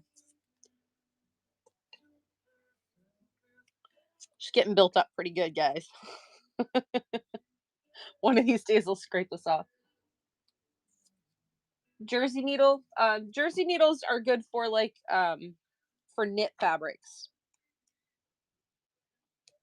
It's good for knit fabrics. So if you're going to be sewing through something that is a knit fabric, especially if it has like stretch, um, jersey needles are great for that. It's just a different type of point on it. It's a more slightly rounded point. It's more of a blunt, rounded point than it is like a sharper, like a denim needle. The end of the point is a lot thicker. It's a lot sturdier of a needle, and the point is very sharp. So it's meant to stab through things versus like a jersey or a ballpoint needle is meant to punch through it to like go between the fibers versus like a pointed needle, one that's more pointed, which is meant to just like puncture through anything. That's the main difference. An embroidery needle would be similar to a denim needle, just where it's like a finer point. It's not it's a more delicate needle, but it's more of a sharp, refined point than a heavy duty sharp point. And then a ballpoint or a jersey would be more of a rounded point with a medium kind of shaft to it. You'll learn a lot. Hang out. I like watching the sew along shows. Even if you're not sewing along, you're just kind of hanging out watching other people sew. It's like, you know what? I always have my trials and errors. I always learn new things while I'm sewing. So I don't see any point in not doing it live.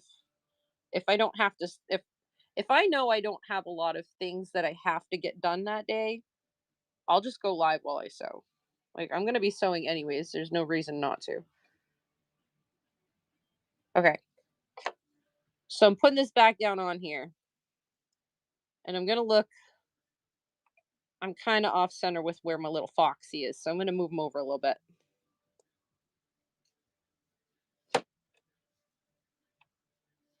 And this is pretty much what the top of my pin cushion is going to look like. And my little logo is well inside of that. So I'm not going to end up sewing into that accidentally. So the whole thing's going to be visible. I put my zipper foot on here. Oh, you're welcome. You're absolutely welcome. So this is my zipper foot, and the zipper foot I only put on here. You don't have to use the zipper foot. You can use whatever you want. You can trace a line outside here that's a quarter of an inch out and just sew on the line if you want. I have my coaster for my template. I like being able to butt this right up against the foot. When I put my zipper foot down, I can get my needle a lot closer to this without actually hitting this. But then I can just ride alongside the presser foot. I can push this right up against next to it and just like feed it and turn it. And I keep about 1/8 of an inch gap between the actual foot and the coaster. And that gives me a 1/4 of an inch line around here. And that's going to be my guide when I go to sew. I did it again, you guys. My presser foot is programmed. If I step on the back half of my presser foot, it's programmed to cut the thread. I never do it unless I'm live. Or I'm usually in the middle of sewing something where I don't want a thread tail. I'm just using my stiletto here to kind of keep a little bit of tension on the fabric because it's not I didn't do a perimeter stitch around here, so it's just like loose flapping in the breeze. Um, so I'm keeping a little bit of tension on it just to keep it from puckering up and like creating any pleats in there. I'm just controlling the fabric is all I'm doing. But I'm also helping to turn this with the tip of the needle. Or the tip of the stiletto, I should say. If you guys are new to sewing, like I just saw we had a couple of people that are just getting into sewing. If you plan on getting into quilting, highly recommend getting a stiletto because you're going to be matching up points. Like you have like intersections where your seams are going to come together and you want those points to line up really well. A stiletto is a good way to hold those pieces in place because then you can get really close to the needle and the presser foot without having to worry about your fingers getting sewn. Super useful tool.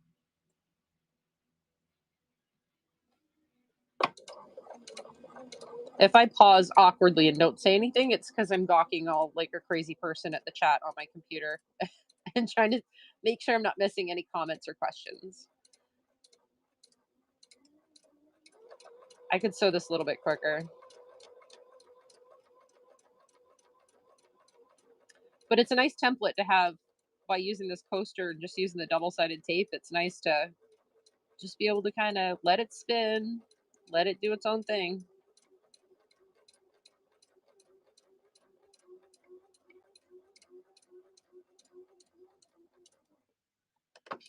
And cut our thread.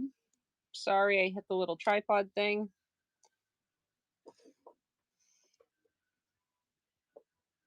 I knew one of them was loose.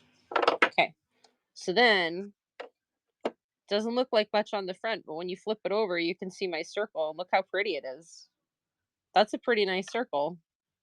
Try and do that freehand.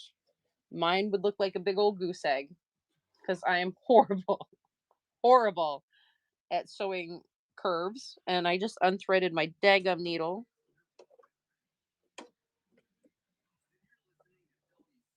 There we go. And I'm going to need my regular presser foot back for the next round because that's the top and I still have to do the bottom. So I'm going to cut this out. And it doesn't have to be perfect. You can leave it wider. You can leave it closer to the stitching. Don't cut through the stitching. Cut just outside of it.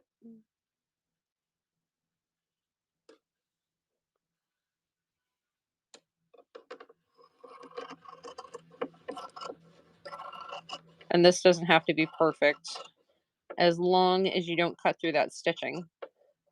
Because that stitching is going to be where we line up the cuff to make sure that we're even all the way around, and that will keep our circle nice and perfect. And then you know me. Most people throw this in the trash. I'm like, look at all that usable fabric. I can still use all those. And guess what? I'm gonna.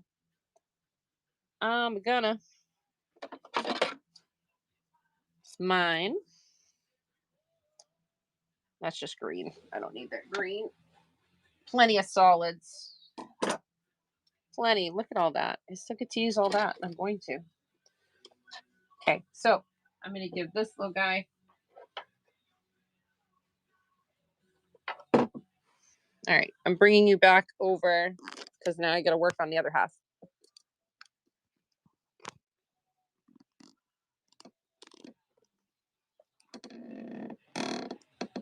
That sounds old and creaky. All right, plugging my phone back in. I am making a pin cushion. We just finished one a little while ago. I started this one during the day and I didn't get a chance to finish it when my little boy got home. So we finished this one up. And it is just, it's a get rid of scrap project. Get rid of scraps project. It is filled with lavender and crushed walnut. You can use whatever you want to fill them. You can use polyfill. You can use glass beads. I finished that one. I started that one and then I had done a post. I was like, oh yeah, I still got to finish working on this one. And someone's like, I want to buy that one when you finish it. And I was like, okay, I'll finish it tonight. And then I have this one and one more of this one to make afterwards. I'm not doing all of them tonight. I'll try and get this one done tonight. This will be the top, but I had specific requests for this one and they're already sold. So I got to make these. I would like to get them out in the mail tomorrow. I will get them in the mail tomorrow. But whether I finish these tonight or in the morning is to be seen. To be seen. So next is going to be the back.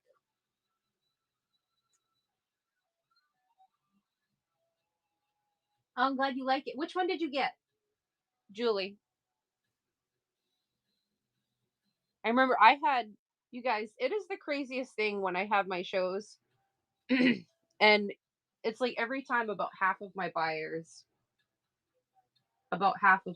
are new, like first time buyers with me, so that's awesome.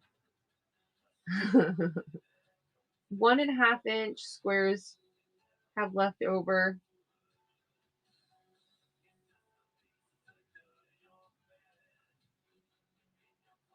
You want some little squares, Tracy? You need some little squares, my love? Yes. Anything specific or like of this collection? Are you doing like a postage stamp project? Because that would be awesome. I gotta get this thing out of here. And too much crap on here. I don't need the double-sided tape anymore. I'm done with the double-sided tape. This guy can go over here. I had this sucker pinned in there. And it came out. My iron cord is driving me crazy. You are doing a postage stamp quilt. I knew it. I'm like 1.5 inches. Ain't nobody got time for that nonsense, Tracy. Ain't nobody got time. So funny story. I had these little 1.5 inch half square triangles. 1.5 inch like on the straight square sides. And I was like, it was all De La Luna. It was all Venus. And I was like, I'm not wasting these. And I had this mesh stabilizer. It's meant for like garments and stuff, but it's very fine. And so I put all those little half square triangles together on that mesh and I fused it. And then I sewed all the pieces together that way without having to match up any points because it was all just fused. And then that's when I started making my pin cushions again because I had all those little triangles all sewn together. And I'm like, what the hell am I going to do with this? And I was like, bingo, let's make some pin cushions. So that started this madness all over again. All over again. This is how I plan stuff out, guys. I've totally got a plan. Look at this. I'm just gonna chop. That's about a good size right there. So we're gonna chop that off. We'll use some of that. This is all very well thought out, very well planned, as you can see. We're gonna chop some of that off because we're gonna use some of that. This is how I do it, guys. I think I want some little squares, and then I'm going to do some strips going this way on the other half of this one. We'll put this one over here. Right? Right? Man, let's do it. Why not? No, let's do this one. It's shorter. We'll do this one. And I did my little outline here, so kind of lay it out. And I'll need one more piece here. I'll cut that one after so I don't waste it. So that's where I want those. So I'm just going to lay these over. I'm going to bring it over to my machine. I'm going to stitch that down, open it, finger press that real quick, bring the next piece, sew that on, open it up, finger press it, and then I'll do the same thing with this one, not that one, with this piece on the end. I'll be right back. Midwestern here. Where is my accent from? Do I have an accent? I am a proud Mainer, hence the maniac maker. My accent is not very bad compared to a lot of people.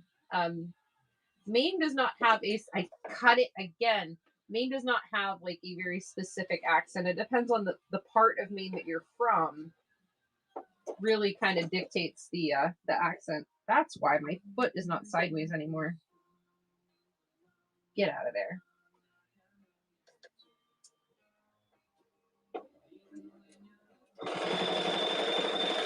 Like you get a few in and you're like in the party hours. Then you're gonna start hearing more talk like this, and we're gonna be like everything's gonna be wicked good, bub, and yes, a bub, and wicked good there, mister.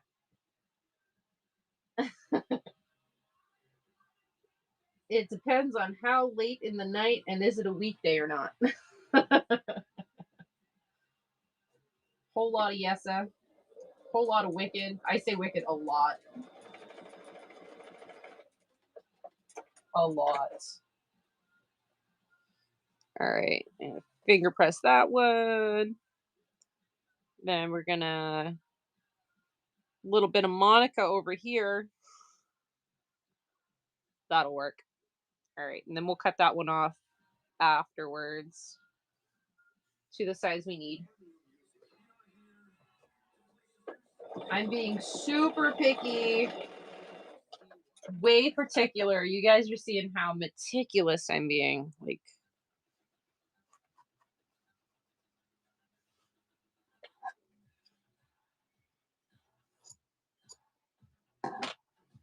we're not going to be we're not going to be anywhere near this corner, so the fact that I cut that wonky is okay.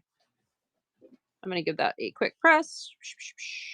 Then I'm going to top stitch on either side of those seams because that's the way I like it. Yeah. If you were to be like down east, like on the coast in like Lobsterman area, holy smokes, it's like a whole other ball game. It is so funny.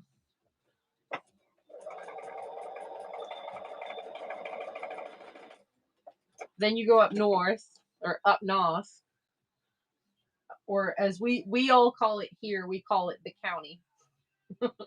You go up to the county, they've got their own accent up there. Then if you go down towards like the southwestern portion of Maine, like Kennebunkport, that's all like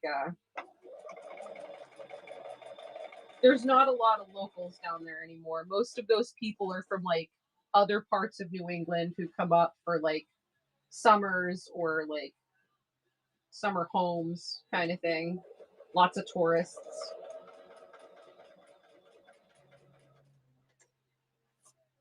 Um, so you'll have a lot of accents down there, but they're not Maine accents. Most of those people are not Mainers. And I'm not complaining because that is a whole lot of money brought into the state from that area for sure. Our taxes are high enough, so the fact that they have so much tourism definitely helps with that burden for sure. All right, so we've got all those. It's all top stitched. Woohoo! So bougie, so fancy.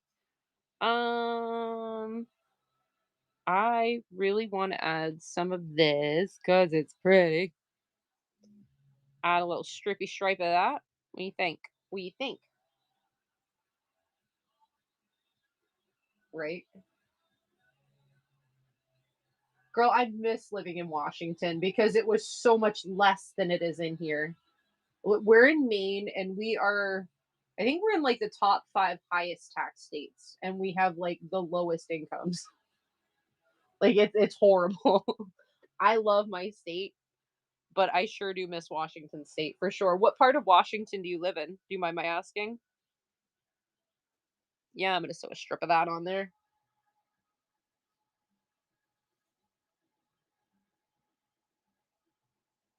Eastern Washington. Are you anywhere near Ephrata? Because that's where I lived when I was. And you know what? When I was moving to Washington, I was so disappointed. Like I loved Washington, but I'm thinking like I'm from Maine and I'm thinking of moving to Washington and oh Tri Cities, that's not too far from Ephrata. Like an hour and a half maybe.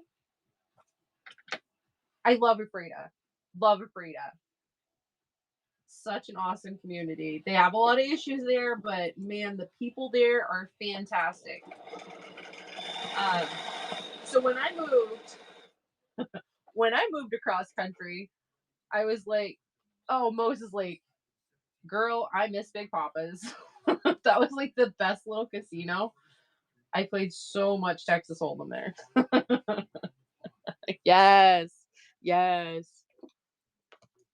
Oh my goodness, that place was so much fun. But when I was moving to Washington State, I'm from Maine. I'm thinking, oh my gosh, there's going to be trees. It's going to be so pretty. I'm thinking it's going to be so much like home. And that could be true from like Western Washington, but definitely not Eastern Washington. we touched down. I flew into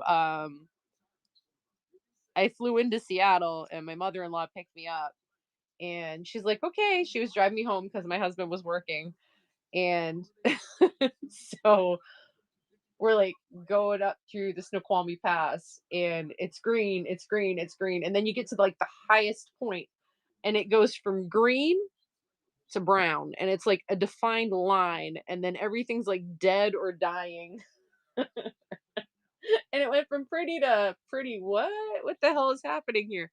And then we get into Ephrata, and it's semi-arid desert. We've got like sagebrush and like rattlesnakes and just like desert, and the coulees. So amazing though.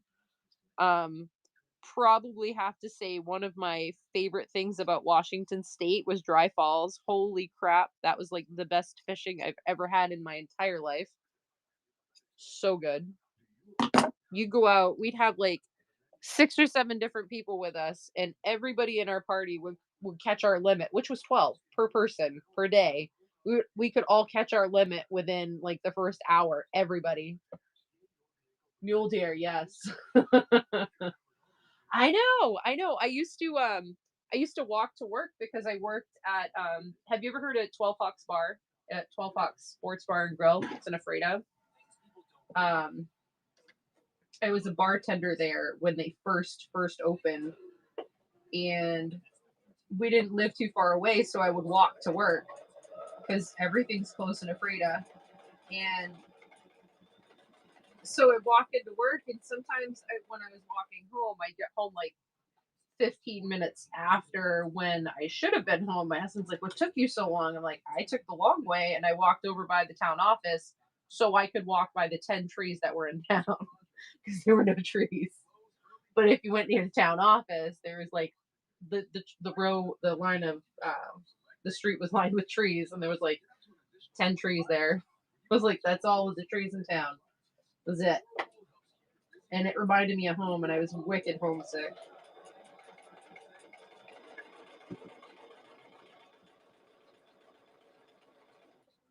But it was some kind of fun. Oh, that's cool. That looks so good. Like not bad for something that's not planned out. I love these colors. I love the sherbet colors with the green. I think it's so pretty. We need something else over here. What are we doing over here? I've got that one. I got that one. I feel like I'm missing a print. I know I'm not, but I feel like oh, the chipmunks. I don't have the damn chipmunks. How about a fox butt? Should we put a fox butt up here? I feel like we need a fox butt. I made a postcard for a girlfriend. Um, and I had a unicorn butt, and I put that on there. And she's like, "Girl, only you." I'm like, "Yeah, I use everything. Unicorn bums." I really love this one. This is one of my favorite prints from this collection. And let's have some fun with this one. Okay, so I'm going to sew these pieces together so that I can put them on here and just do one seam, and then I'll top stitch everything after anyways. Gonna have a foxy bum. Foxy, foxy bums.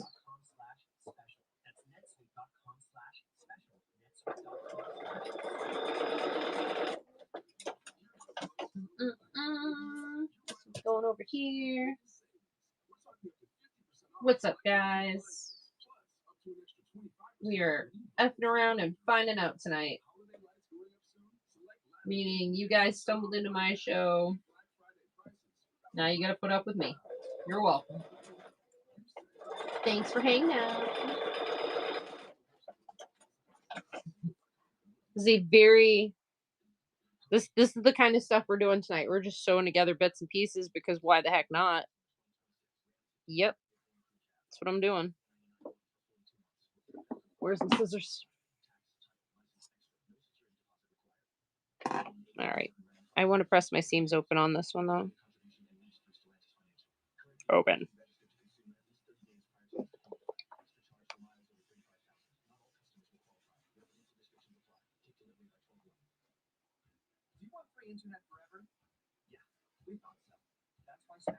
Open. Open. Okay. This is going to go here. Cut that off.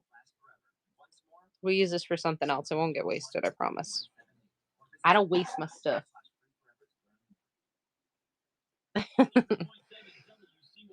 All right. We need the Foxy Bum in there. Got to have the Foxy Bum. Okay. I'm going to sew this on.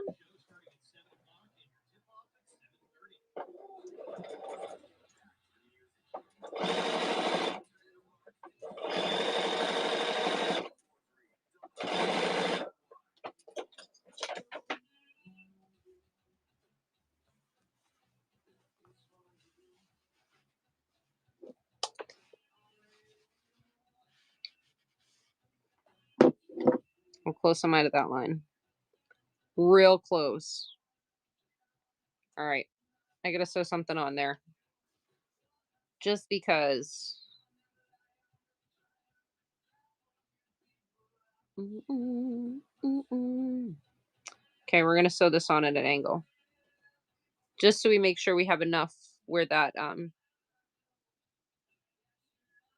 that's the line that's going to be the actual finish size. So we want to be at least a half inch out past that. That give us a quarter of an inch for a seam allowance, and then extra just to make sure if we don't have it on there perfectly, we've got plenty of room to play.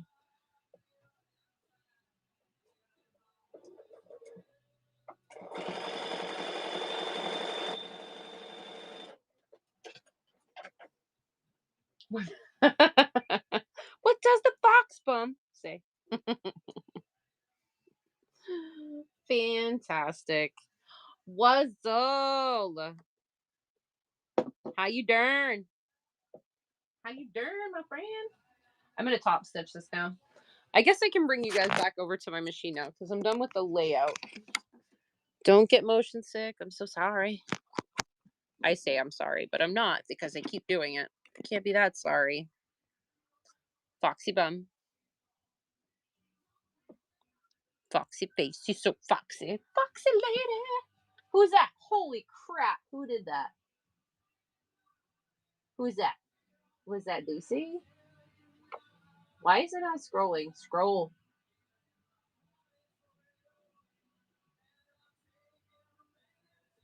I'm trying to scroll and it's moving my whole screen, not just my chat. I don't know what's going on. What's going on?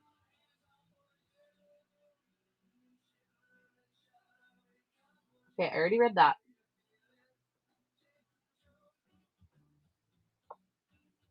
It's seriously, why is it not scrolling properly? The Lucy Lou. Thanks, girlfriend. Did you have a good show? Were you selling stuff? I'm hanging out, sewing stuff, and making everybody listen to my obnoxious self.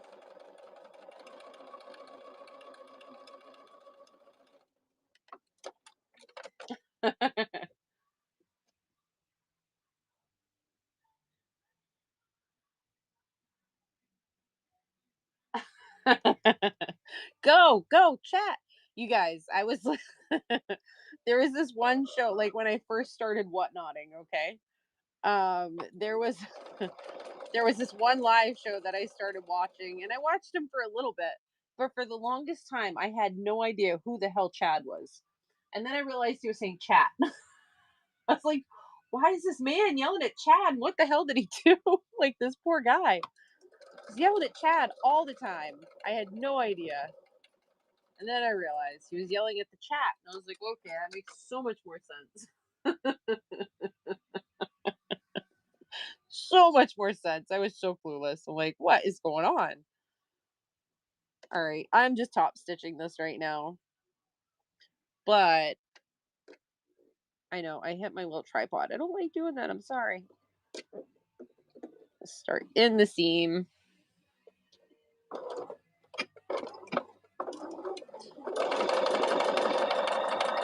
I should have top stitched this before I added another piece, but That's what happens when I get squirreled. And that happens a lot.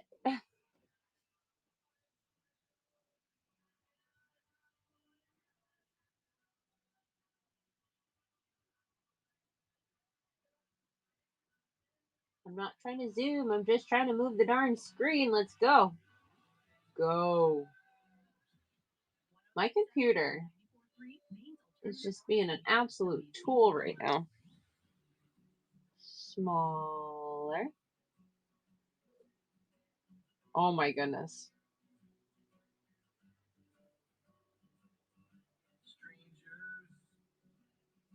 Okay, good. Goodness, guys. I am not computer savvy.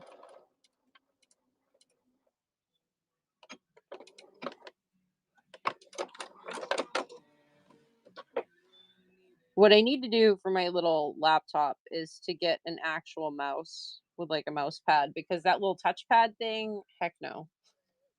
I hate it.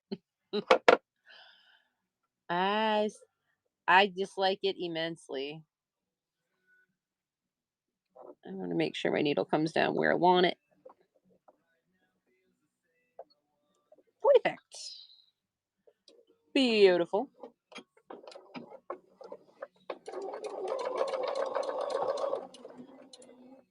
Always do your top stitching before you add another piece because then you got other pieces to look out for and it's a pain in the tucks. Pain in the tucks. Yeah,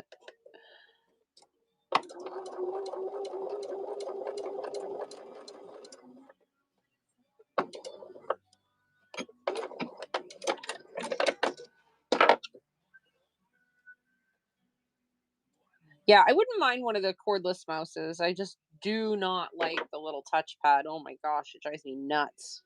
Like I grew up with the thing with the tail and it looked like a mouse and then when you get like a little bit of dust on the ball and you're going like this to get the mouse to move like get the cursor to move like 2 inches on the screen because the ball's all dusty and the good old days.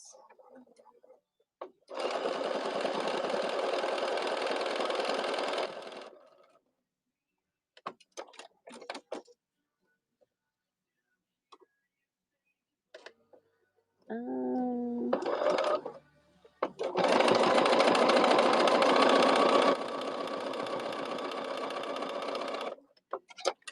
all right. I got all of that top stitching done.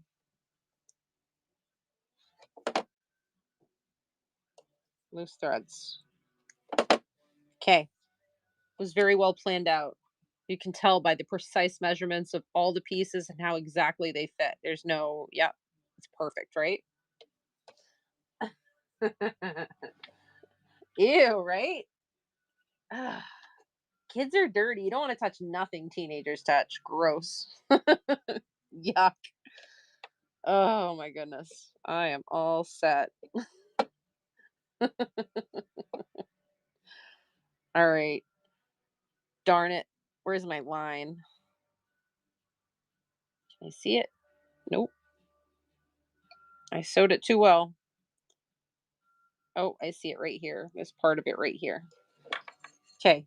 So I'm going to put, I want to make sure this is somewhat centered. Obviously, I want to try and get at least a little bit of each one of those fabrics I have on here. I just want to make sure I have enough of a gap on the outside. And I have my coaster with my double-sided tape. And I'm just going to stick it on there. Right. Teenagers are gross. Um, I have 4 boys. That's all I'm gonna say. Gross. So gross. Um, ew.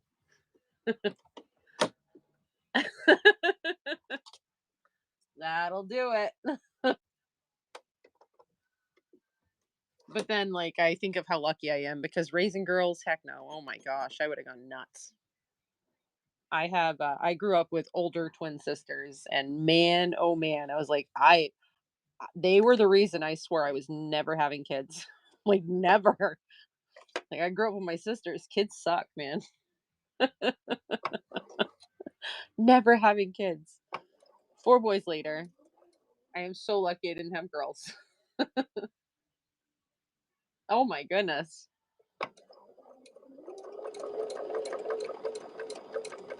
So my coaster is 4 inches. That's what I use as my template because I don't use patterns. I have double-sided tape on it, and I use my zipper foot so that I can sew a perfect circle around this, right? Fancy. It's gonna be a nice circle. Very nice circle. And I will save all the scrappy bits that I cut off afterwards because a lot of those pieces are still going to be usable for something. Even if it's not something like this, I can still make postcards out of it. I don't waste nothing. Ain't wasting nothing. So I'm just doing a perimeter stitch so I can cut this out, and then I will have my top and bottom done for this pin cushion, and then I can start working on the cuff.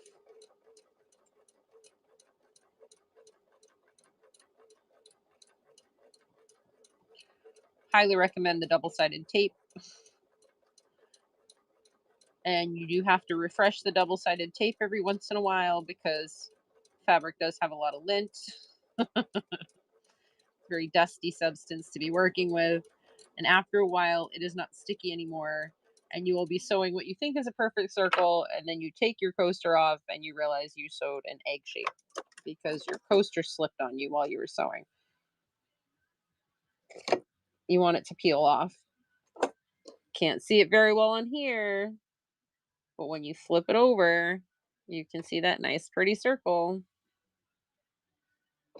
And I'm going to roughly cut it out on the outside of the line.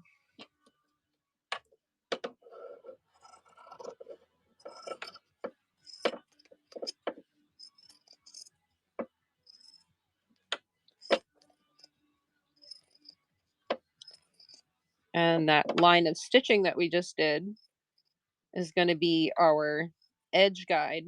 So when we go to sew the cuff on, we're going to line up that cuff on that line of stitching, and we'll sew 1/4 of an inch in, and that will give us a perfect circular pin cushion. Look at all the delicious scraps that are still big enough to use for other things that I will be scavenging later. I'm not doing that right now.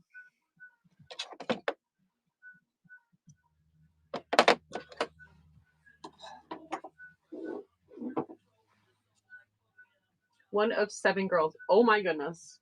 So I'm not one of 7 girls, but I'm not far off. From oldest to youngest in my family is Marie, Michelle, Alice, Lara, Lana, me, which is Erica, and then my baby brother, Nicholas. So there's 7 of us. 6 are girls, 1 is a boy. All right, I'm going to cover up this real quick so I can bring you over here because now we're going to work on the cuff. Creak! That sounded like a screen door swinging in the breeze from an old farmhouse. Straighten out. Come on. I'm not trying to make you guys motion sick. I apologize.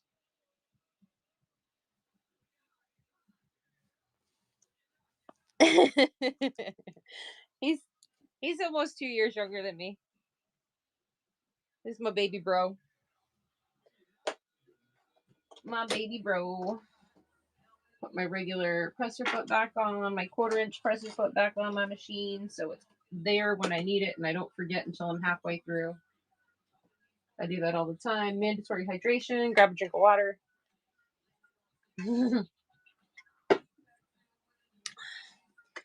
All right. So now we have our top and our bottom. This top one, man, that took forever to make. So many pieces. So meticulous. I could have had so much more done, but I run my mouth too much, you guys. Just all busy jaw jacking. We're just going to leave those over there. But look how pretty that is. All these little scrappy bits.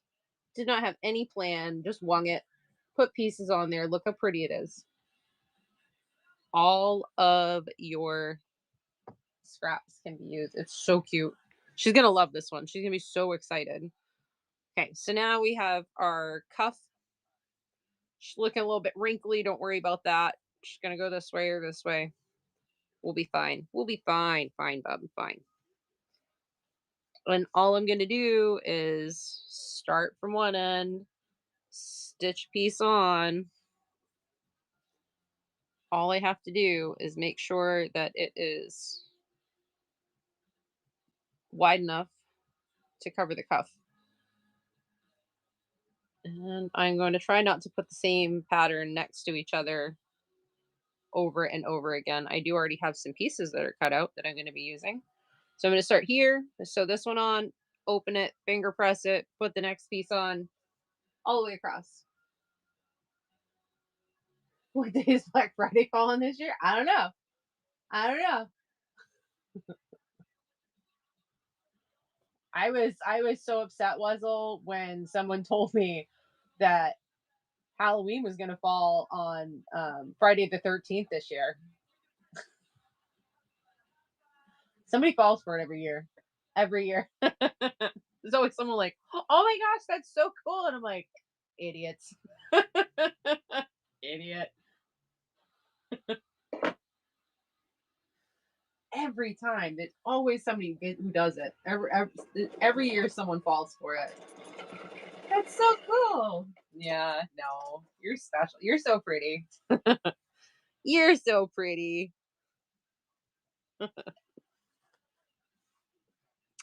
All right, we're gonna go with this one next. Show some more of that green, I think. Feel like there's not enough green on here. Show some green.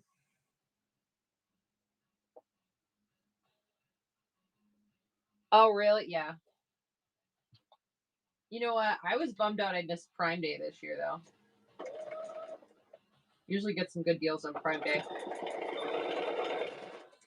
Last year, I was so excited. I got a down comforter on Black Friday, and I got it for the guest bed, and I was so excited to get it. And then I forgot what happened to the box, and it was somewhere, and then I just found it like a week ago.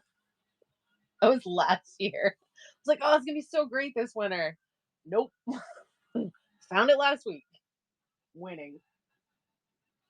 I know. I went in the store the other day. I have been avoiding the bigger stores. And I went into the Walmart the other day and I was like, what in the world? They had Christmas stuff out. I'm like, it ain't even Thanksgiving yet. Put that crap away. Ain't nobody got time for that nonsense. My sisters, on the other hand, as soon as the pumpkins started getting put away from Halloween, we all know they had Mariah Carey singing that she don't want a lot for Christmas, like in that high pitched, screechy voice. You know what was on like Donkey Kong. Like, Christmas? Heck yeah. They crazy.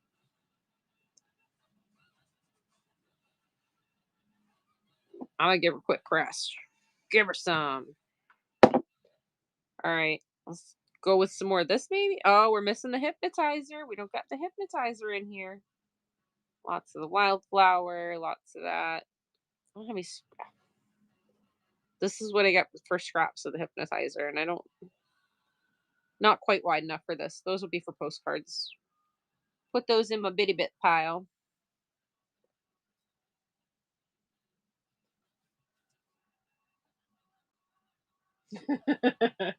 She thaws out.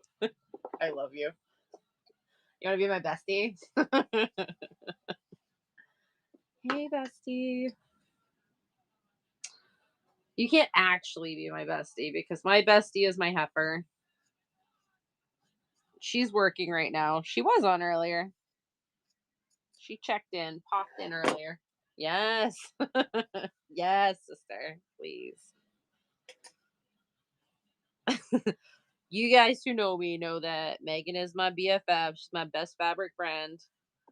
We talk almost daily. Almost. We're not like obsessive. But we'll send each other random crap.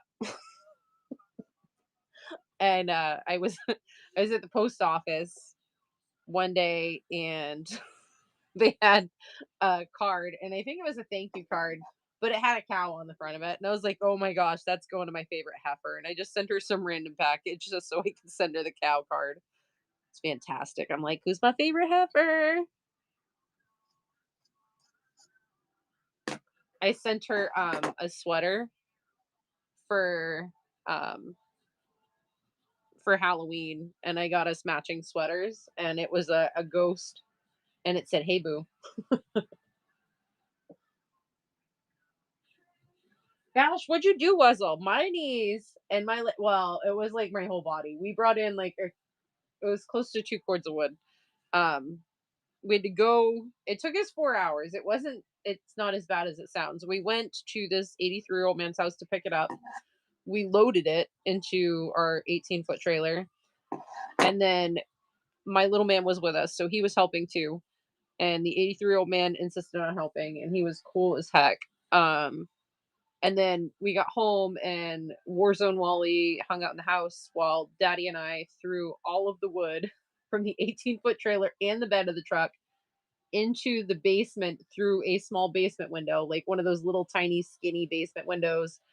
And we did it all from start to finish, like leaving to go pick it up and load it, and like finished throwing it into the basement in like 4 hours.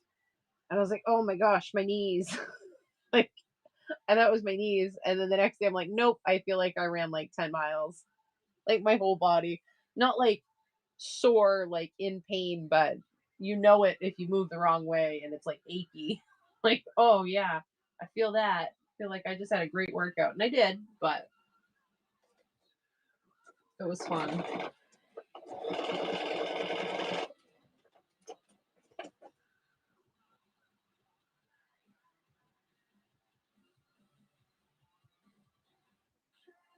Do you have like any like cartilage problems or anything where like the cartilage is wearing thin or something, like wearing out in your knees?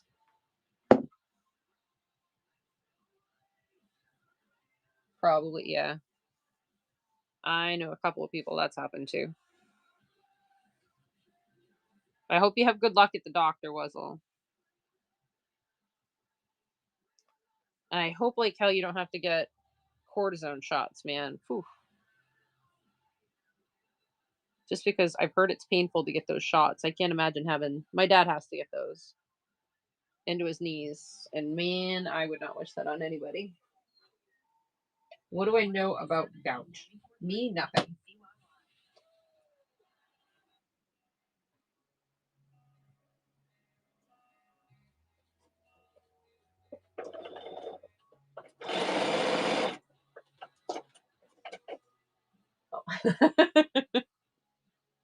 Every single person who's ever tried to type Wuzzle has been auto corrected at least 5 times. Mine always auto corrected to puzzle. Always. I'm like, what in the world? What in the world?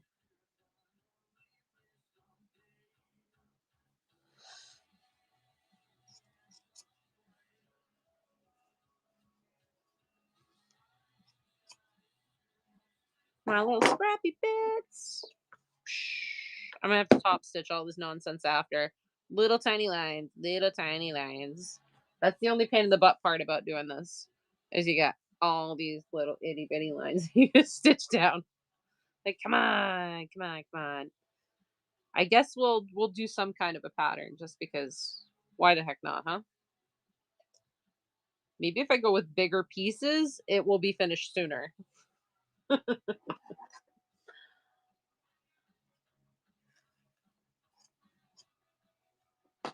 Manic Joe's in the house. Hello, Miss Leanne. How are you, my friend? I'm making a pincushion. Yeah, whatever. Oh my gosh. Well, at least you had them done at the same time. I know. I guess that would be like a mixed blessing to have it both of them done at the same time, because it would really suck. But recovery time would be only once, right? You wouldn't have to go through it twice. Upside, downside, win some, lose some. I think if I had to go through it, I would choose to just have them both done at the same time. Say heck with this nonsense.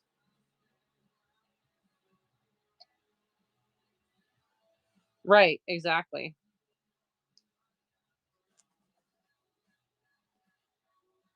What time is it? Oh my gosh, is it really 12:16? I'll check my phone. Dang. Um, I'm gonna run upstairs and get my little man up to go pee on the potty real quick. You guys can look at this cuteness. All this cute color. I gotta go make sure little man does not have an accident, but I will be right back. Da-na-na-na-na-na-na.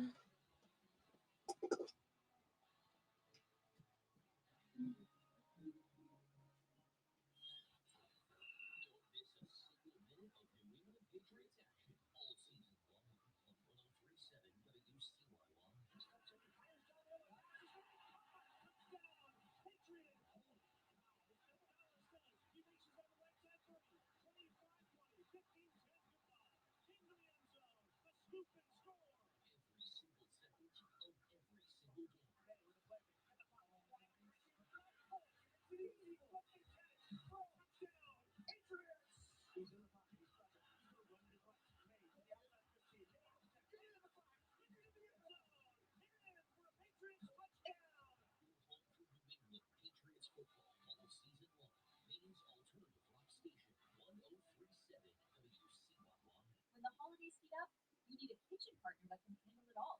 Reynolds Wrap Heavy Duty Foil won't let you down. Its extra strength and durability stand up to the messiest, heaviest, most delicious moments. So go ahead, load up that roasting pan, wrap those leftovers tight, and cook with confidence. Reynolds Wrap. Easy prep, easy cook, easy clean. Does it ever feel like you're a marketing professional just speaking into the void? But with LinkedIn ads, you can know you're reaching the right decision makers. A network of 130 million of them, in fact. You can even target buyers by job title, industry, company, seniority, skills, and did I say job title? See how you can avoid the void and reach the right buyers with LinkedIn ads. Spend $250 on your first campaign and get a free $250 credit for the next one. Get started at linkedin.com/campaign. Terms and conditions apply. The calendar doesn't decide when your future starts. You do. Spring semester is your moment to keep moving toward your degree or begin something completely new. At the University of Maine at Augusta, you can learn online, connect in person at centers across Maine, or even qualify for zero tuition. UMA gives you the flexibility, support, and opportunity to move forward on your time at your pace. It's not about perfect timing. It's about taking the next step. Register now for spring at uma.edu. UMA, education that fits your life. Hey, listen to this. All I needed was a new I'm start. back. Got a great deal on eBay. Did it myself. It's the easiest thing in the world. He doesn't even wake up. He just sleepwalks, hold my hand, sleepwalks to the bathroom. And for me, it's the little things. Like the full windshield wipers from eBay. Checking the chat, make sure to miss nothing. Small fixes to big upgrades. eBay has all the parts you need and prices you'll love. Guaranteed fit every time. eBay. Things people love. Eligible items only. Hey, Starksy. All right, I'm back, guys. No accidents on my watch. Winning. All right, so I need some more of the TikTok stripe because if I'm doing it, I might as well like do a little pattern, right? Yeah, whatever. Cut a big old chunk of this out. Sounds good to me. Is that gonna be wide enough? Perfect.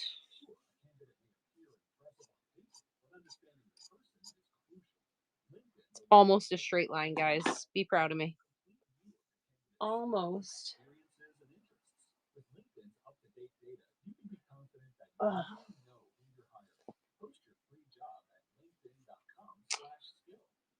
Is that the next one? Yes.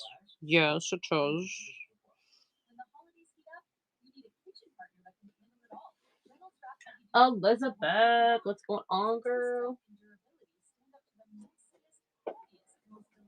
We're making a pincushion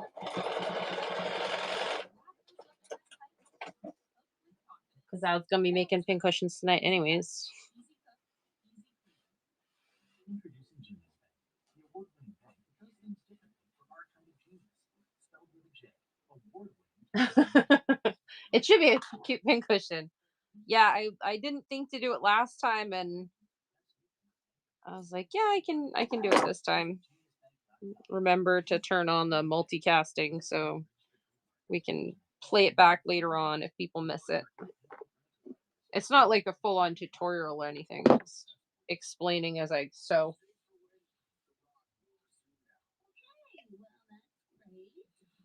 This here. We're just doing the cuff right now.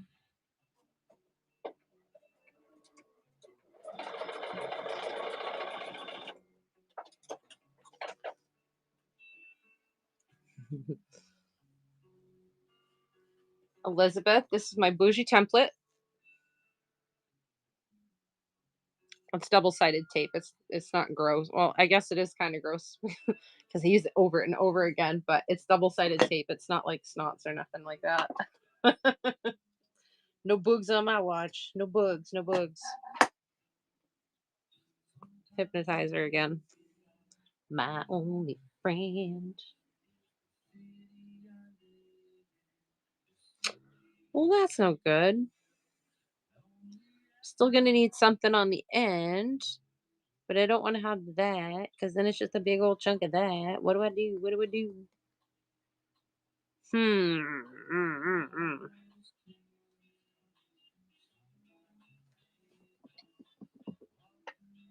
Floral. Do the floral again? Sure.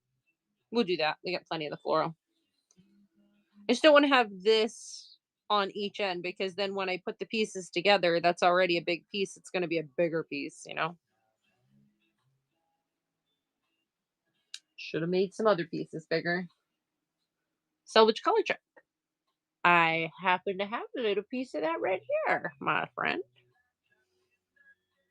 Take me to the place I know. It's not going to be quite wide enough, though, by the time I get the seam allowance in there. We shall see. You know what? Screw that. Heck with that. It's a bigger piece of this. Bigger piece of this. And then I can have the selvage dots on it. Yeah.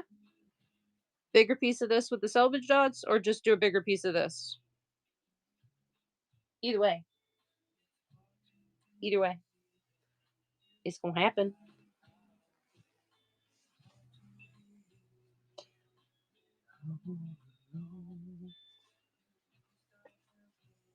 Bigger. I agree. I agree. It's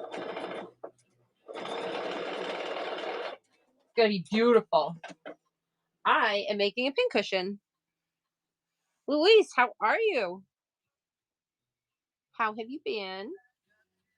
We are making a pincushion because I sold some pincushions today and everyone was like, I need to know how you made that. I was like, you know what? I've got some more to work on later on tonight. I will go live and do it. And I will multicast it to YouTube. So if you're not on this platform or if you can't watch it while I'm doing it tonight, then you can watch it back later on. So I'm making a pincushion. I had one that I started earlier in the day that I could not finish because I had my little man home. So we finished this one up. This is De La Luna from the Tula Pink out of print collection.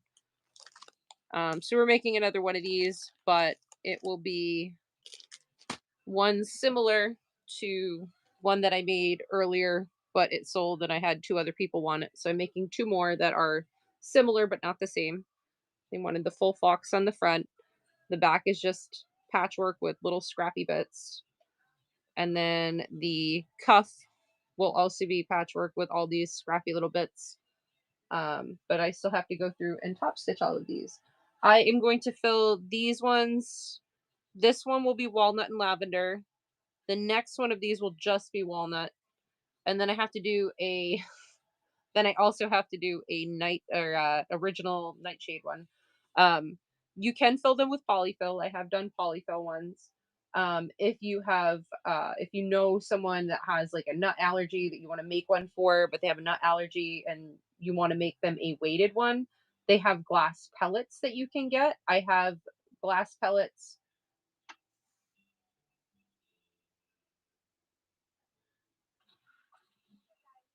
Walnut, it's like a finely ground walnut shell. Ground walnut shell. The shell, yes. Not the actual walnut. I say walnut because that's just my brain.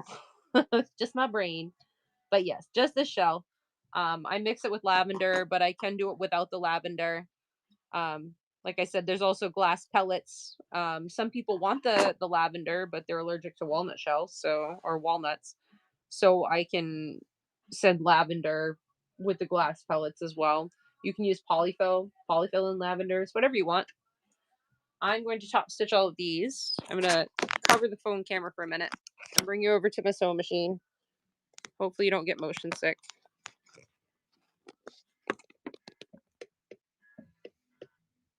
All right, we're back at my sewing machine. I get it on Amazon. Sometimes I find a better deal. I order in bulk though. I get like massive boxes of it. I do have some in the bin. I do have some in the bin. Right now I'm going to top stitch everything. These are typically 8 to 9 ounces for a pin cushion this size, the ones that I've been making. These are between 8 and 10 ounces. Dang it, I did not want to cut that. I didn't want to cut that. Go. Sometimes that is one thing on this machine. Is sometimes when you first start off, if you don't have like a lead trash fabric, it'll get pulled down into the stitch plate.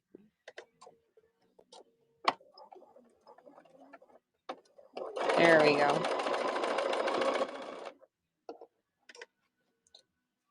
Now the other side.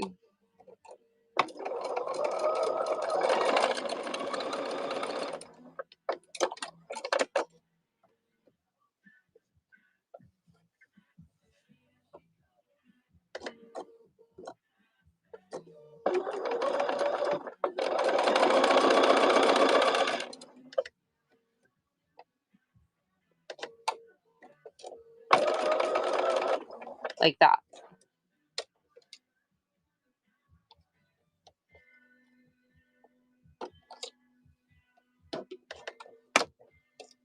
Sorry, I'm not trying to hit the camera holder, but I do bump into it once in a while.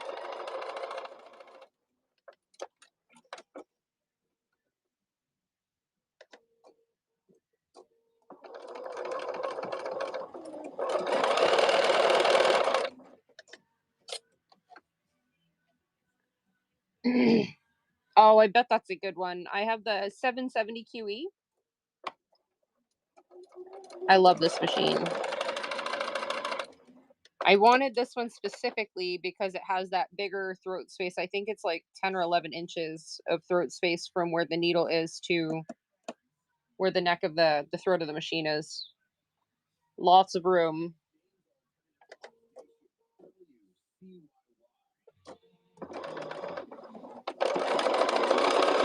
That one I missed.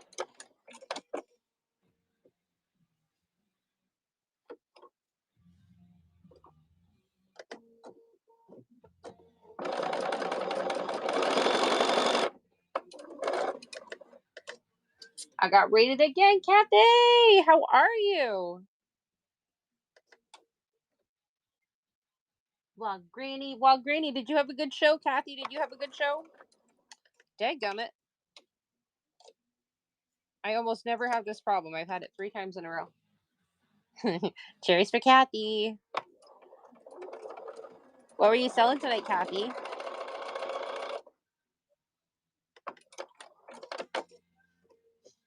Fabric. Of course. Ugh, fabric. We all buy it. None of us need any more. We all buy it anyway. I'm making a pin cushion. Pin cushions. I made some, I sold some, and then the ones I sold, people were like, did that one sell? And I'm like, yes, it's already been paid for. And they're like, oh, I had 2 more people who wanted one of these. So I was like, well, it's not going to be exactly the same. But I had to finish one that I did a De La Luna one earlier that I had started. So I finished that one first when I got on. And now I am sewing the cuff of the next one. Dagummit, that's 4 times, guys. Get up out of there. I have a single hole stitch plate. I should put that on, but I don't want to. I'm too lazy to do that. That'd be more work. Take like 3 whole seconds. I ain't got time for that. Ain't nobody get time for that.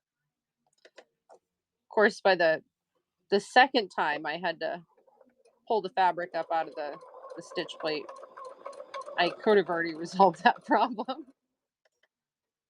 Just call me the mule. Be stubborn.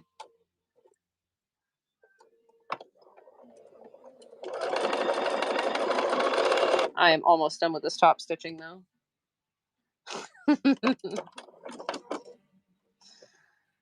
I am stubborn.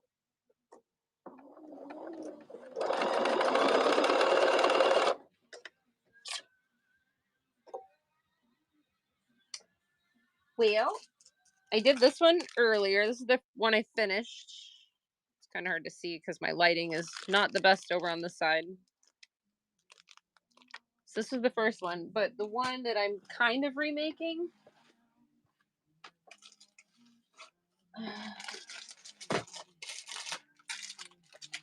This is the one that sold earlier. Not on here, on a different platform. This one sold, and then I had 2 other people say, "Oh my gosh, I want that if you make another one." And I was like, I can make more that will be similar. And their stipulation was they just wanted the full fox on the front of it. So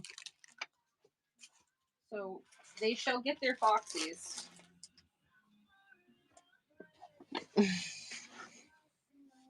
Thanks. I've been obsessed with pincushions for the last few weeks. I've pretty much made nothing else. I am obsessed. So this is super cute. This is going to be perfect. Just like that. We're done, guys. It's finished. What do you think? Or maybe we can like clean it up a little bit. Could be cleaned up a little bit. I'm going to flip it over and I'm going to do a perimeter stitch around the outside of this. Because you see, it's starting to, it looks like it's bowing this way just a little bit. It's starting to cup. So I'm going to sew this side and then this side. And then I'm going to gently tug on this side so it straightens out as I put the stitching in on that side. Just to make it closer to being straight.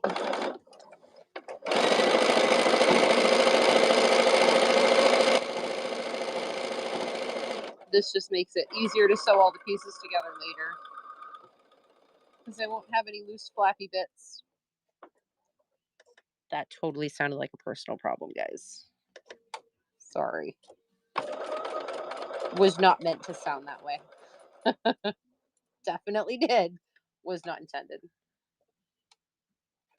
Well, I sold some of them on here last week. We kind of did auction sales. Some of them went for okay prices. These take me, if I'm not talking as much, because like people are paying attention to me and saying, "Oh, you're so pretty." They take me about 2 hours to make. And then all the materials that go into them, especially the walnut ones. I sold the fox ones that I sold today. I sold for 45. I think I sold 8 or 9 pin cushions. One of them was 50 and the rest were all 45. And I thought they would sit there for at least a day or 2, and they all snapped them right up.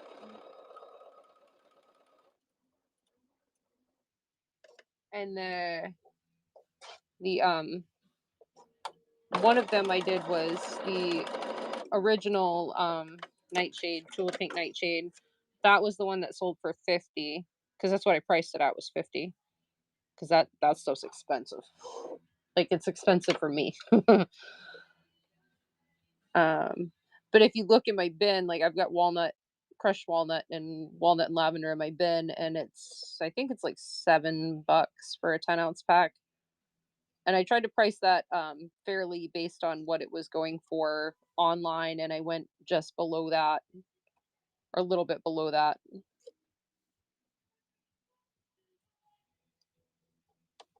Um, all right, but I had to figure on like packaging and stuff, so I won't make a ton on that. But the walnut's not. It's way more expensive than polyfill. I'm gonna bring this over to my cutting mat, and I'm gonna give this a quick trim so it is nice. 2 inch by 13 1/4 was what my measurements are for this.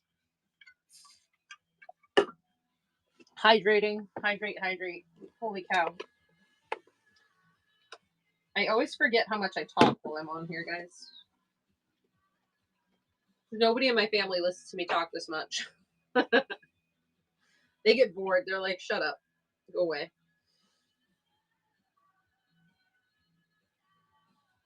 All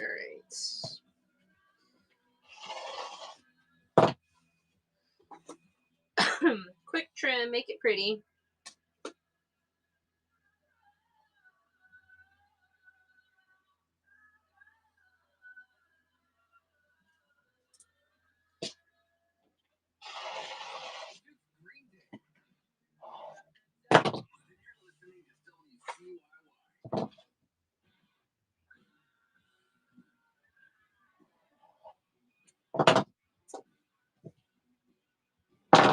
All right. She looks much nicer. So much nicer. So pretty. Looks way more clean once it gets all tidied up. I talk a lot while I'm on here. I don't talk a lot normally. All right, so I'm going to sew the ends of the cuff together. Going 1/4 inch.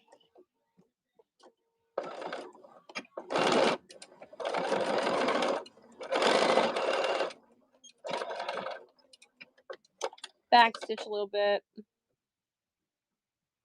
And then I'm going to open this up. I'm going to give it a quick press, and then I'm going to top stitch around here. So I did the top stitching. Sorry. I did the top stitching on all of the other seams. And where I just pieced that together, I want it to match everything else. So I'm going to put a top stitch on that as well.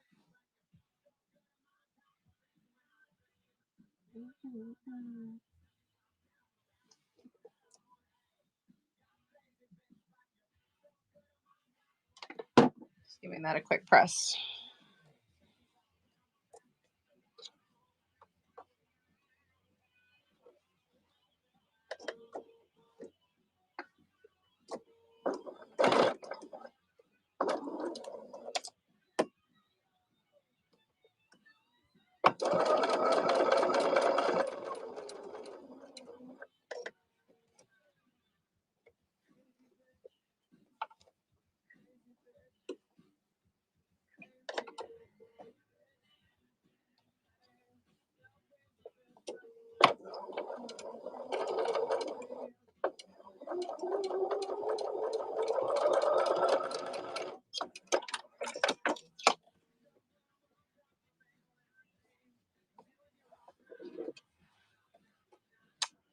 Trim up my threads. Throw them on the floor. So that's glitter. So pretty. These colors look so good in that light. They almost glow. It's so pretty. All right. Now we gotta, first I'm gonna bring you back over here because I gotta clip the heck out of this sucker. So many clips.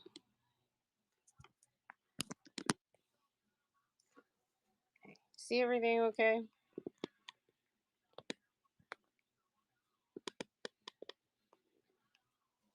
All right. I gotta clean up my scrappy bits. Get those out of the way.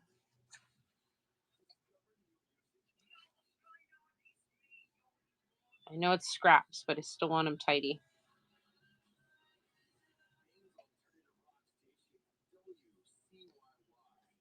Lay down flat. I don't have to get too picky with these because I got to make another one of these tomorrow. I definitely won't be making it tonight. We'll just move it out of the way for now. Okay. Clean workspace. Good.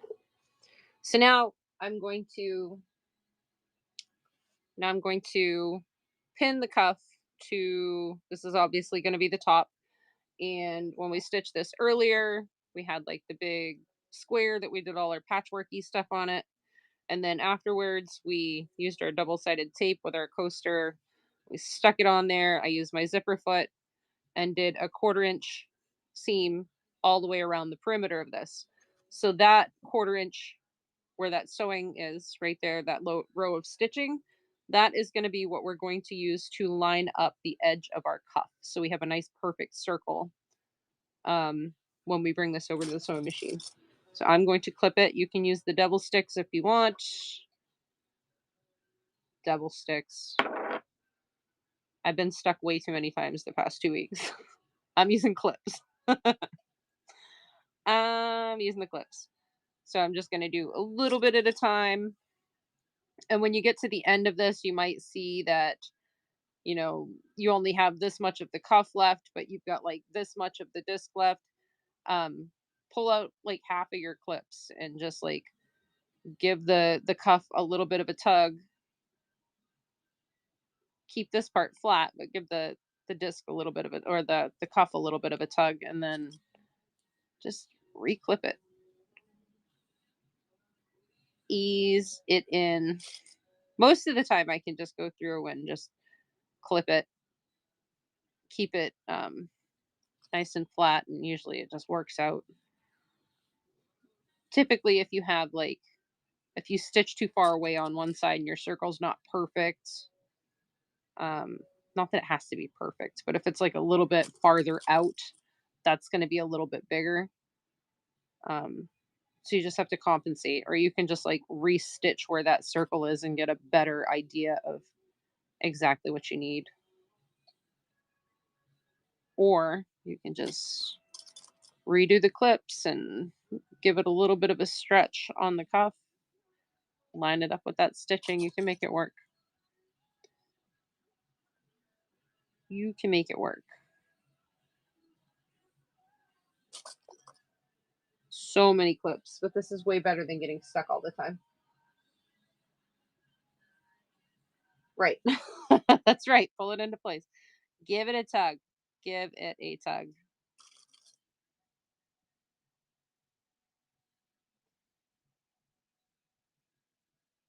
But these, since I started using clips, honestly, I've had much better luck. My consistency on these, because I made so many now, is so much better.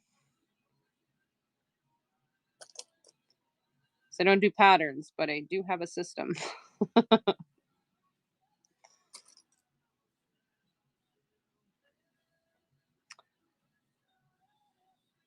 I gave it too many tugs. Now that's pretty good. I'm going to take out 3 clips and just like ease it a little bit more. I was too demanding on tugging that cuff. So then I ended up with excess. I'm just going to do it easy now. Lining and clip it. Line it up and clip it. And pull out a few more.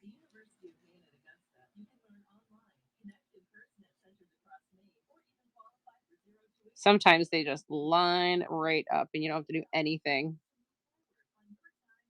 And then other times you got to work one or the other. And this is one of those times. I spent too much time tugging that into place to make sure I would have enough all the way around, and then I did it too much because I had too much. It's okay. At least it's not sewn in place already. There we go. I got it. We got it. We got it. We're all set. So now I'm going to bring this over to the sewing machine, and I'm going to stitch it. And I'm going to use the edge of the cuff or the line of stitching. that is where I'm going to go 1/4 of an inch in. So the bottom of the cuff, I'm going to go 1/4 of an inch stitch. But that's also where that line of stitching is on the disc that we sewed. It's still going to be 1/4 of an inch from up there because that's what we're going by. That's the line. The edge of the cuff is on that same line. We're going 1/4 of an inch in. And I'm going to use my handy dandy stiletto.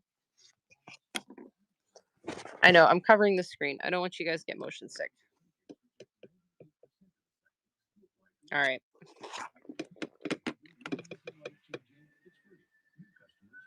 Okay, that's all right. Now that I have all these clips on here, I need to pull a few off so I can get this under my presser foot. Big silly goose. Presser foot down. We are going 1/4 of an inch. And this is probably going to involve picking up the presser foot a number of times because I don't want any puckers on that cuff. I want it to sit as flat as possible going under the needle.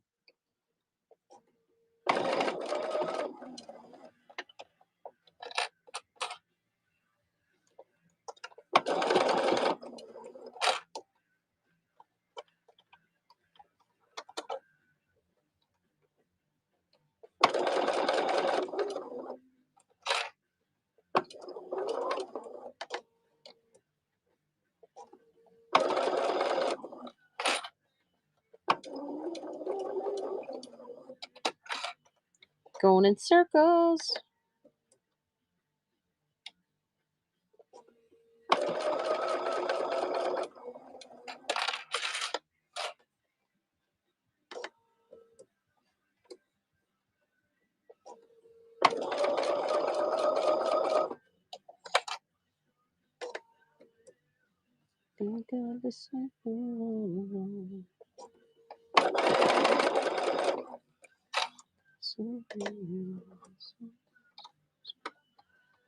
Welcome in, everybody. I am making a pin cushion tonight. Technically, well, I guess I went live yesterday, guys. I've been on since yesterday. Because here it is 1:45 in the morning. 1:45. I would like to finish this tonight. I would like to. But I also have to get up at 5:30 with a 6-year-old.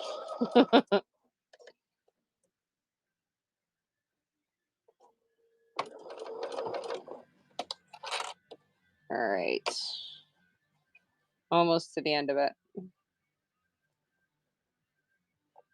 Shuffle, get over there.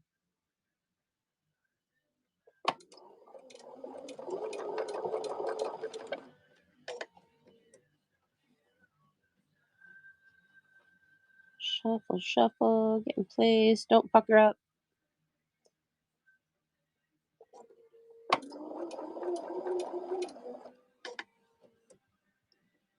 Flat note, flat note, flat note.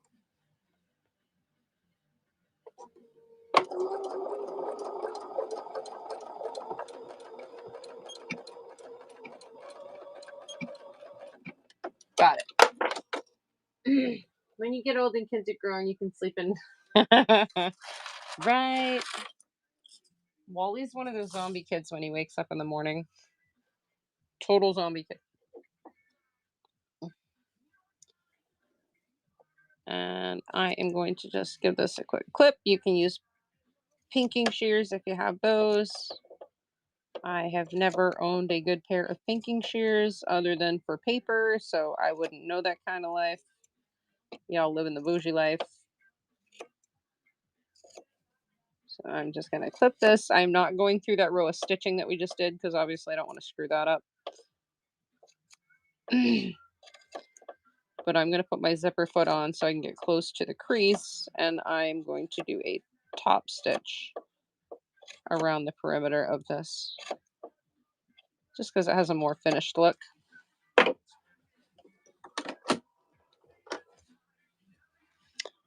Zipper foot.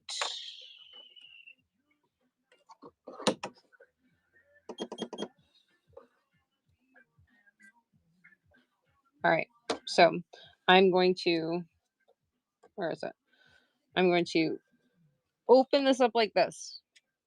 And then I'm going to do a top stitch around here where the crease is. Just because it looks nice. Gives it a more finished, polished kind of look to it. So it'll be a nice top stitch over there. So that's what I'm going to do.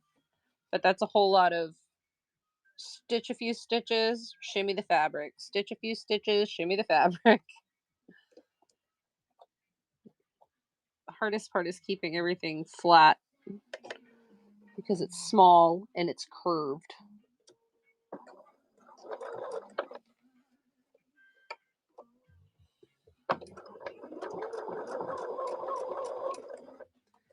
Little bit at a time. We'll make it happen. Home stretch, guys. We've got the pieces made. Now we're assembling.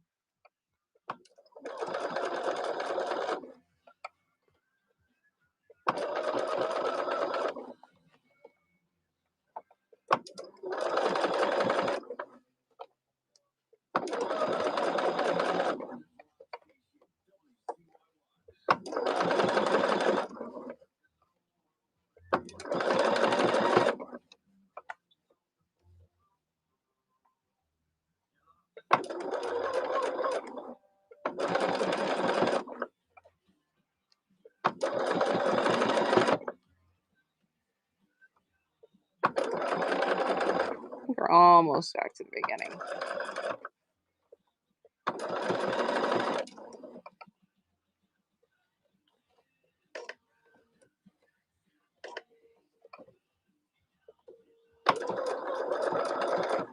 Almost there. There's the beginning.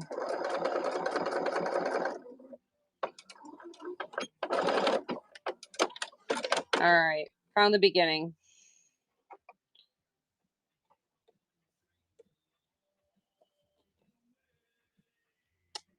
Cut that thread tail. So this is what the top's going to look like. See how much better it holds its shape with that top stitching on there as well. Free thread, guys. Nobody who sews ever complains about free thread. But yeah, this will hold its shape much better with that top stitching in there. Look how cute that is. And then we get the cuff. So good, so good. Now I just got to stitch the bottom on. So that whole process, again, for this side. So we're going back over. I'm going to take another sip of water, which I should refill because I just finished my water. I need more. All right, so we're going to clip this side. Plug my phone in. I'm going to grab some water, guys. Be right back.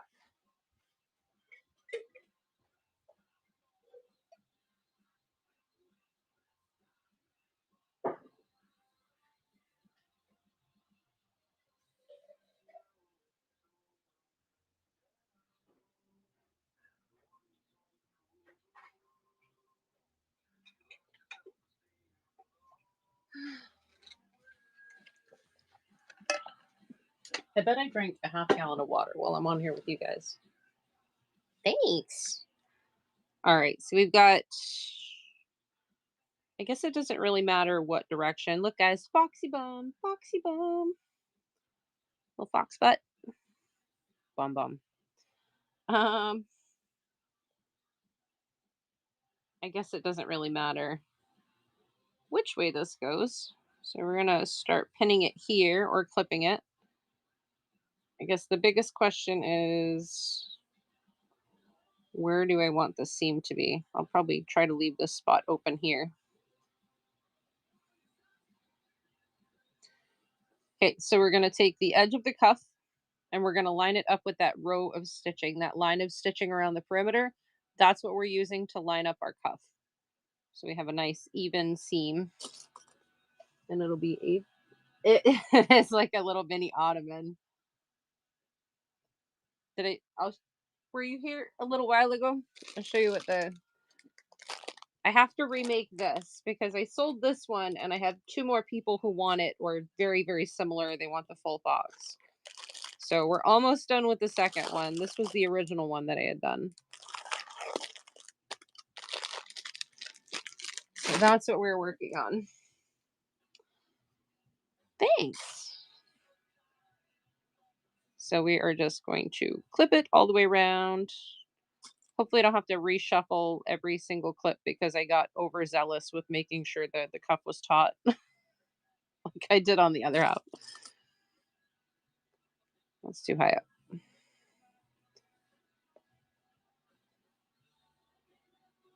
Make sure the cuff is lined up with that stitching and you will be good.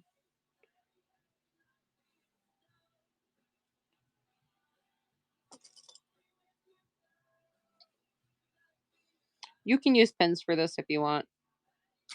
I got stuck way too many times doing this because it's so small. Your hands are like all up in there, and like I had the pin sticking out this way. I tried it on this side, having the pin stick out, and I was stabbing my fingertips. I tried having the pin sticking out this way. I was stabbing my palm and my thumb. I'm like, let's try clips. Let's try the clips. My hands are thanking me.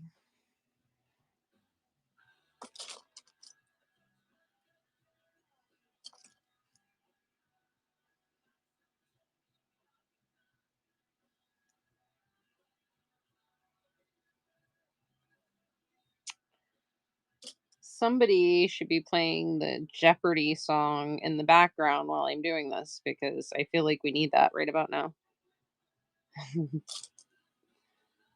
I usually have that queued up on my phone when my sisters are going to be here and we'll be playing word games. And they're twins and they battle with everything. So when it's their turn, they take way too long because they're trying to come up with the word that's going to have the most points. And it is insane how crazy the two of them get.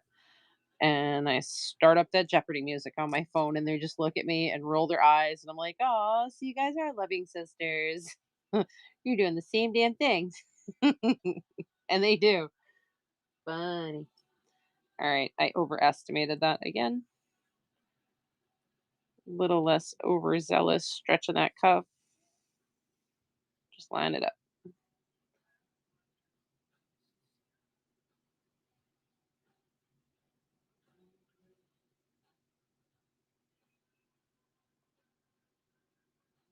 There we go. All right. So we get that. I'm leaving a gap because I have to get it under my sewing machine. So that's where we're going to start. Well, we do have to also, leave an opening to sew it closed, fill it, flip it right side out. So we're going to bring this over to the sewing machine. I will bring it back over, covering up.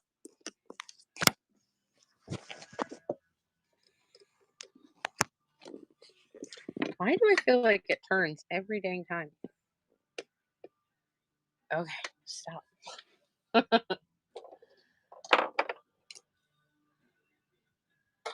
Alrighty. Need those.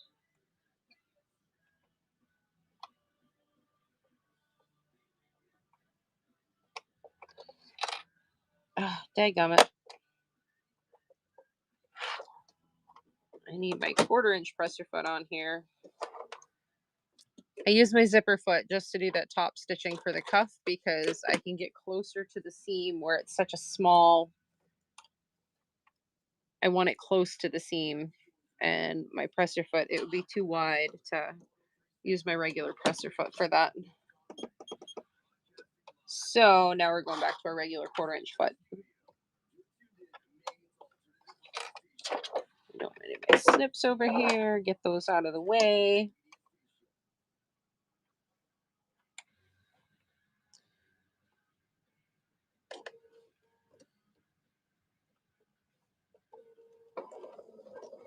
No. Before I get too far. That pulled away from my stitching. You see where I almost stitched it? It's like 1/8 of an inch away. You can't see it. It's too dark over in this corner. I rely heavily on the light from my sewing machine. Ah.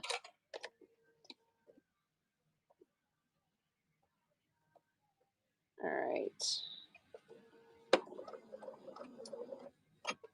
Back stitch on the opening. There's going to be so much pressure if you leave a small opening like I do.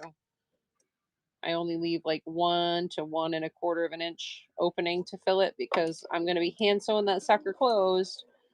I would rather struggle to check the bin, guys.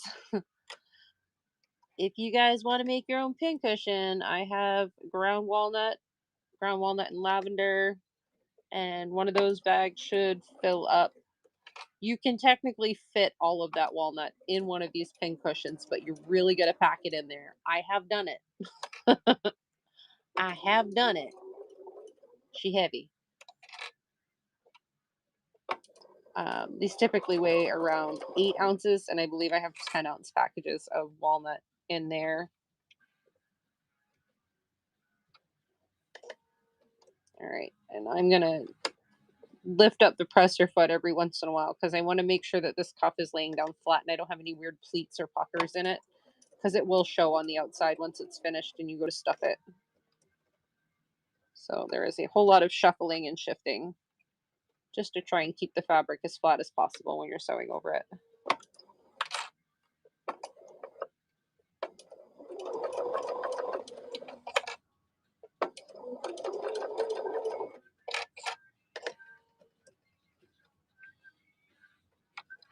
And it's a lot more noticeable when you're sewing small items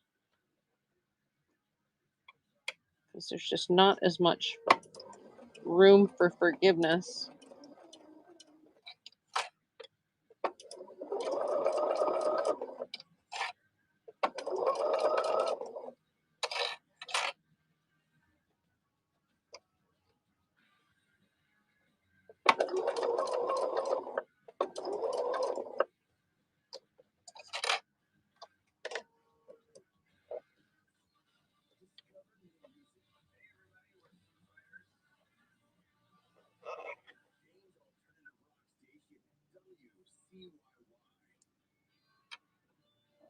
Go, go, go.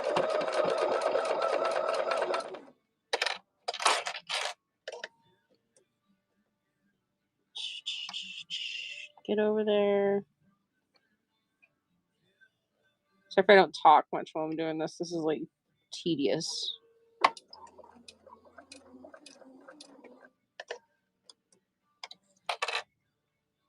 We're almost to where I want to start that opening.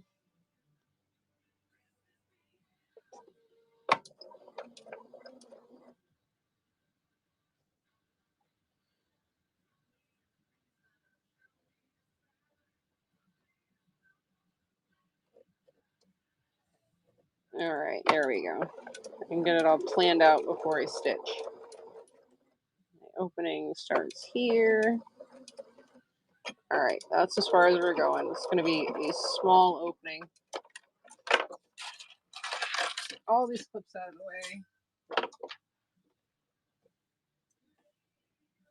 way. And now we have to flip this bad boy around, right side out. And we're done with the sewing machine for the night. Now it is hand sewing. Stuffing and hand sewing.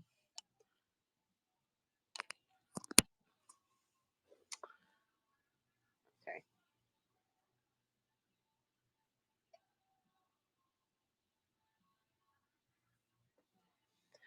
All right. I think I can probably get my regular tripod over here so it's not bouncy.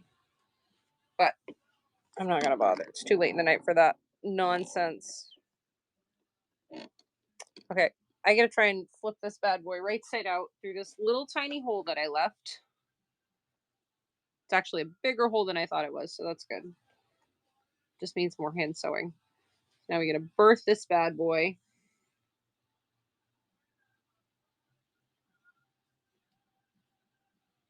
It is not as easy as you think it is.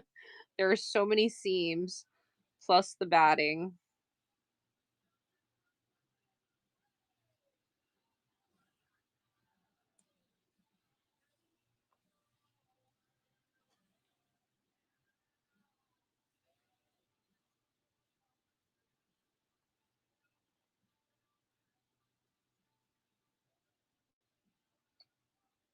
It's hard to do without popping those seams on the outside of that opening. So make sure you reinforce those or you leave yourself a bigger opening. Ah, almost there. Almost. There we go. We got it. We got it. Yay. Okay. Yay.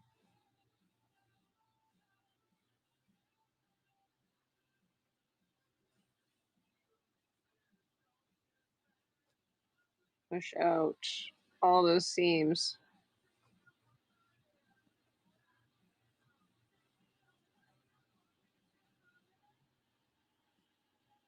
All right. So we've got the rough thing done. Sure rough. Now I'm going to attempt to give these seams a squish where it's actually going to be sewn together afterwards, because it's difficult to do once you fill it with walnut shell. I'm gonna try and set my creases so it's not so hard to decipher later on. Because when you've got something that's bulging full and you're trying to sew it closed, it's very easy. It's very easy for you to just like accidentally go out a little bit too far, go in a little bit too far, and then you end up having like this weird lump or this weird divot because you stitch too far out or too close in. Or so try and set the seams beforehand if you can. A good way to do this is to baste it. I don't want to baste it tonight. I did have perfect results when I basted my stitches earlier for um another pin cushion that I did. It came out perfect. It's just too late. And then I want to get this one done because I do have to get up at 5, but I do want to finish this one so you guys have a chance to see one from start to finish. So I'm just squishing my seams down. You can use your iron if you want to press them. You don't have to do this. You can just wing it and maybe you're that good. I'm not. I don't want it to look like a lumpy, just big lump of turd. Um, so what I'm going to do is get my walnut shell. Because this one has to be filled with walnut and lavender, like so many of the others. Let's see if I can slide you over a little bit.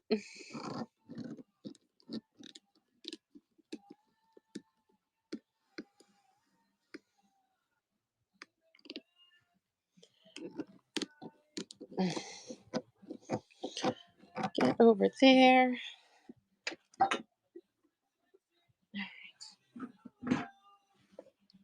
Where are we? Okay, this is I spilled some earlier today. Made a bit of a mess. I sure did. So this is what I have. It is walnut shell with lavender. I have this little cone cup that I cut the bottom off of. This is going to be my funnel. So squish it and I put it in here, but instead of having to try and hold this in here the whole time, I know I'm going to hold it this way. So I'm going to put some pins in through the pin cushion and through the paper cup, and I'm going to have the points going out the way that I'm not going to be holding it this. I don't want the pins to be here, the pokey end. I want that to be on that side. So I'm going to stick these pins in to hold this all together while I fill it and essentially give myself an extra hand. And I'm going to do one in the opposite side as well.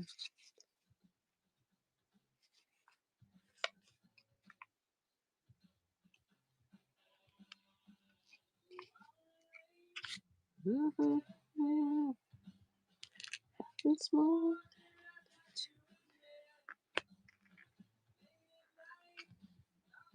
All right, there we go. So now we've got the pins in there. I can hold this cup and fill it and not have to worry about dropping it. Works pretty slick. Just gonna fill it up. And I pack these things full. I don't like poochy, saggy looking pin cushions. I want to pop out those seams. I'll fill it up and pop those seams out so that they're nice and crisp looking. It has a really nice shape to it that way.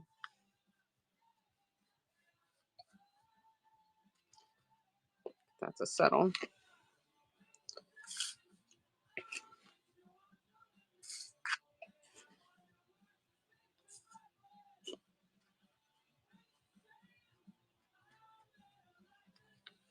All right.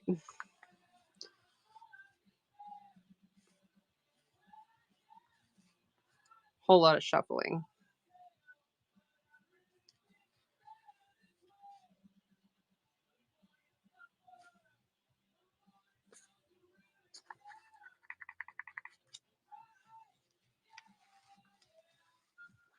I'm squishing the heck out of this.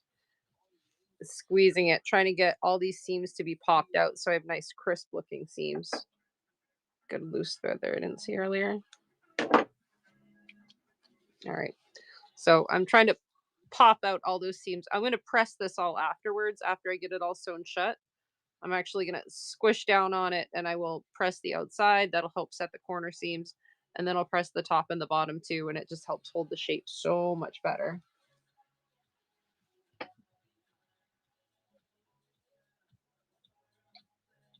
You don't, does that say strip or snip? Oh.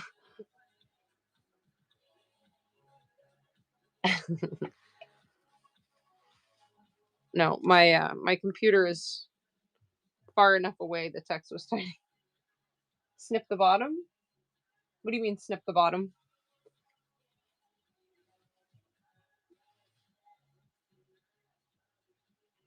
What do you mean snip the bottom? Like the top circle? No, I don't bother with it on the top one. On the bottom one. The only reason I do it for the top one is because I'm going to put a top stitch on there and I don't want the, it's going to get sewn down and I feel like it would pucker. It would leave like wavy spots. It would be awkward versus snipping it and then they kind of overlap just a little bit and they don't have any of those weird, it's just a smoother finish if you have it snipped on that. But typically, if I wasn't going to do a top stitch, I wouldn't even bother with doing it to the top, honestly. Just because it has a nicer finish to it.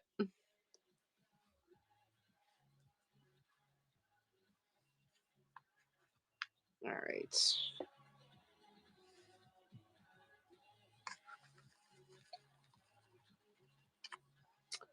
We are getting close to being full up to the point where we're going to have to cram it.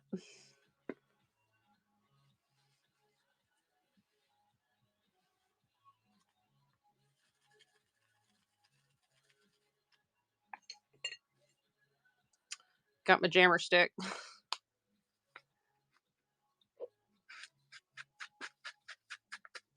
I said, I want these full. I want them to hold their shape well.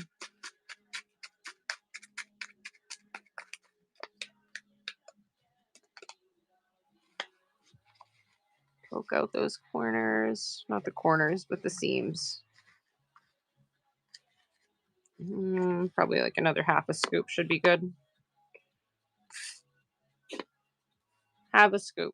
Might be able to fit that in there. I don't skimp on the filling.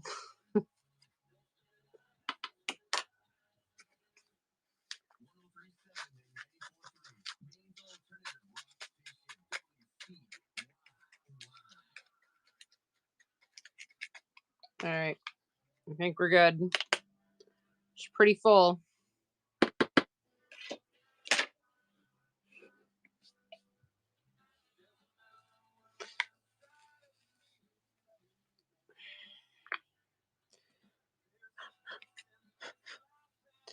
All right, now I'm going to take the pins out.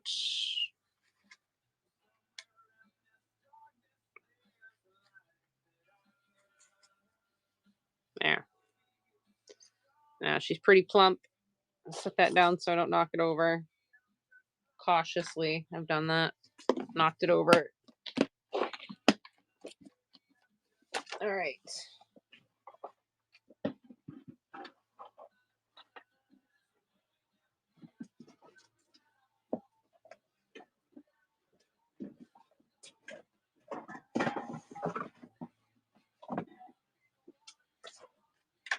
that away. All right. So now,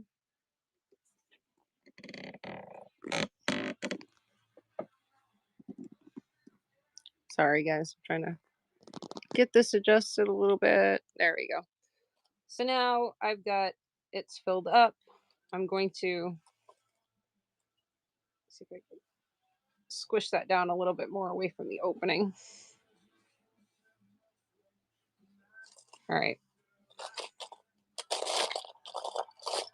Make a little nest to set this in. So what I do, because I always struggle with like a nice clean finish on these. So what I figured out worked really well is they put in, I'm calling them my little sutures.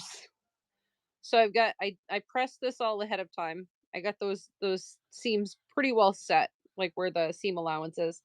And I'm going to go like the opening starts here, so I'm going to go over just a tiny little bit and I'm going to go in through that crease and I'm going to go the same distance away. So let's say it's like a quarter of an inch here, I'm going to go quarter of an inch out on this side and I'm just going to go back and forth on either side of that seam and try and have the pins set evenly.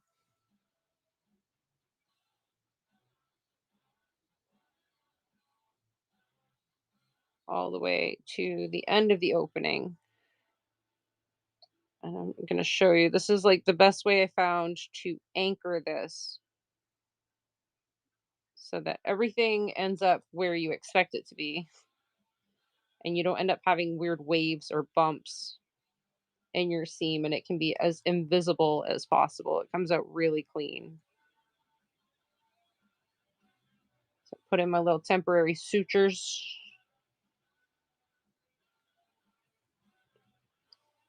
Okay. This looks like Hannibal Lecter's mask, honestly. But now I'm going to squeeze all these shut, close up all those little gaps in between. And I'm going to take my pin and I'm going to hold that. And this one's going to go on this side. And this one's going to hold it in place here. And I'm just going every other one.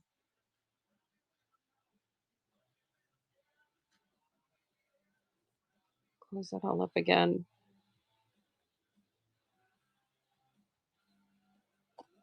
And now I can hand sew that and I don't have to worry about trying to line everything up and keep everything in place. When I go to hand sew that, everything is going to stay still for me. If I get right up to that pin, then I'll pull that pin out, sew up to the next pin, pull that pin out, and I'm just going to do a ladder stitch from one side to the other, but everything is in place. I'm not constantly having to shift or shimmy this into that. It it is like the cleanest finish that I've had and it turns out so good and it's so much easier. And especially like when you have to juggle with something like that to begin with, it's walnut and lavender. It's going to be messy if you drop it, if you spill it, because you're trying to fiddle with this and try and get everything perfect. And then you just like lose your grip and it falls. You don't have to worry about it. It's not going to do that. Um, awesome trick that I came up with. I was so excited the first time I did that. I was like, that is flipping amazing. And it came out perfect. So I was very happy with how that turned out.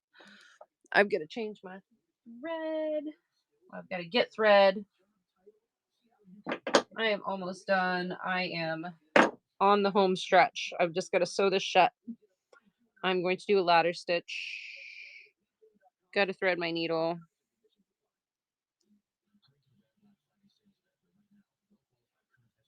Almost there. Luis is back. Where's the end of my thread? Oh my goodness. There we go.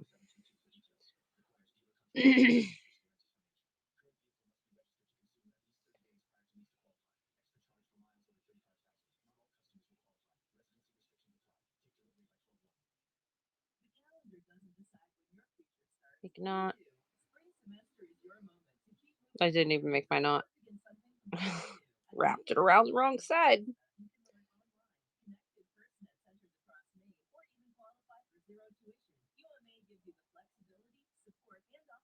One more. Come on. Wrap it too tight. It's bad. Oh my goodness. There we go. That's a good knot. That's a good one. If you're doing any hand sewing, highly recommend thread wax or thread conditioner, whatever you want to call it. Your thread will not get kinked up. It will not get twisted. It just behaves for you. It's lovely. Highly recommend. So good. If you don't want to go out and buy a specific product, if you have beeswax will work. Just coat your thread in it.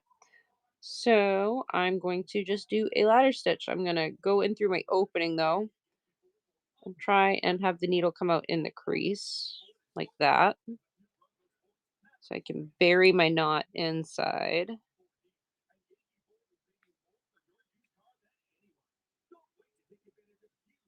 All right, that went in.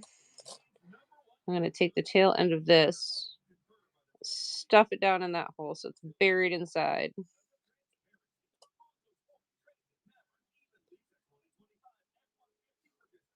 And then I'm going to tie a quick little anchor knot on the end here just to make sure, even though that was a good size knot, it's not going to pull out, but I'm going to just make sure and tie a little tiny anchor knot here.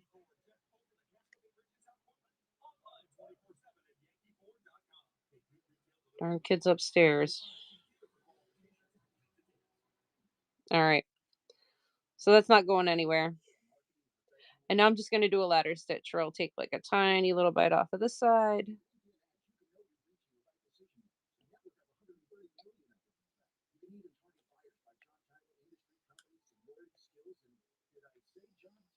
Right through a seam.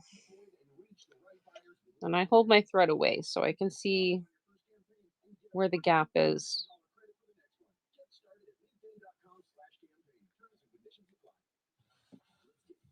Ah, don't have your pin cushion too close. Oh, see, it wrapped around that pin. We'll just pull that pin out. Perfect. All right, so ladder stitch, you just take a little bite out of one side where that crease is. And then take a little bite out of the other side. And that's all you do until you get to the end, and then you tie it off. We are going to finish this up in just a few minutes. I'm excited, guys. Bed is calling me. It is. I need to check what time it is. My thread just popped back up. Is that my thread end? Let's find out. Right there. Got it.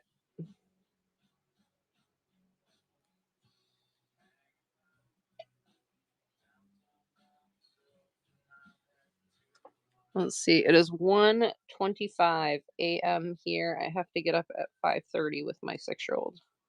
But I'm going to finish this damn thing. We're in the home stretch, guys. I am stitching it closed. We're almost there.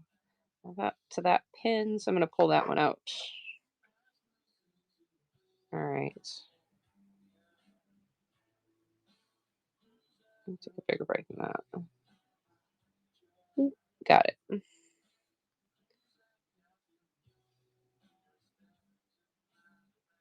Stitching ends up being almost invisible. The more you do this, the better you'll get at it, and you won't be able to see the stitching at all. I'm getting pretty darn good at it.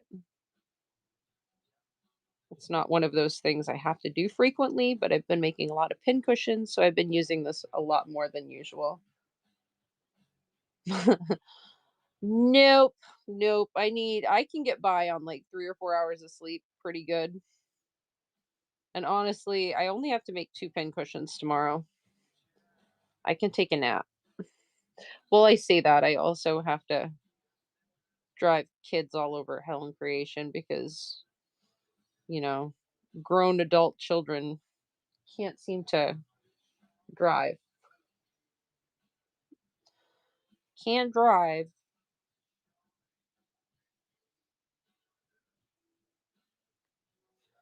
At least my 6-year-old takes the bus.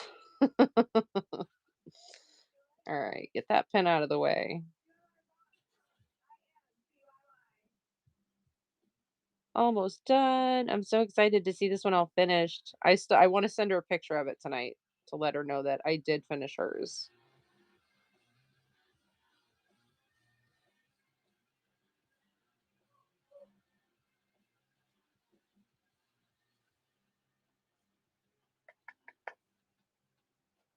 Oh, it's just a shadow. I'm like, what is going on with that? Never mind. I'm seeing things, literally seeing things.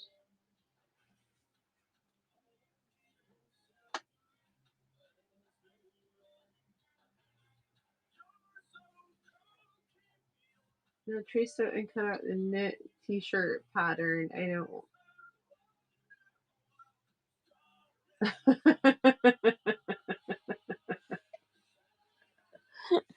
uh,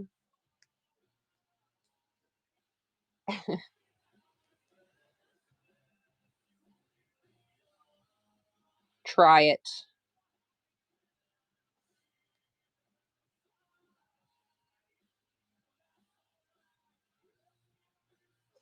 If you're doing a knit t-shirt, um, probably Google like some of the stitches. You can't just do a straight stitch if you're stitching knit. If anything that stretches, you want to have like I think it's like a triple stitch triple stitch works best if you don't have like an overlock machine or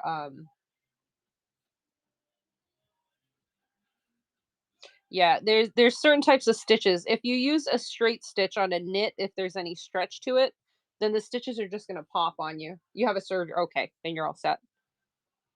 You're all set then. It's one of those things that if nobody tells you and you don't know and you're just using a straight stitch, you learn the hard way. That's how I learned. Little bits of knowledge we can pass along and save someone a headache if they don't know. But yes, a serger, if you're doing any kind of home sewing for like clothing or whatever, sergers are bomb diggity. And I have one. I just I need to get a thread stand for that thing. It had built-in thread stands, but it broke when I moved. All right, I'm going to take out these last 2 pins because I am just about to the end. We're getting so close, guys. I wasn't planning on being on so long, but it took me, well, I was talking too much when I finished up that first one too. It's all my fault. I know that. I talk too much. But if I had just done one from start to finish, I would have already been off, but I probably would have lost track of that other one that I was finishing up. And then I would have kicked myself in the tush. So I forced myself to be responsible and finish the one I'd already started. And I am tying this off.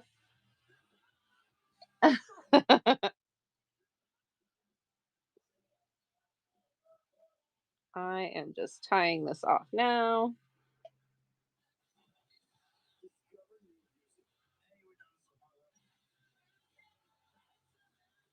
I'm gonna bury this inside.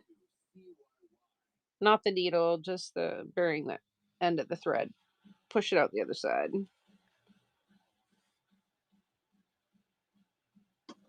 Cut my thread. All right. She's officially closed up. She looks like a lumpy sack of turd, right? They always look lumpy. That's why I overfill them. Best part.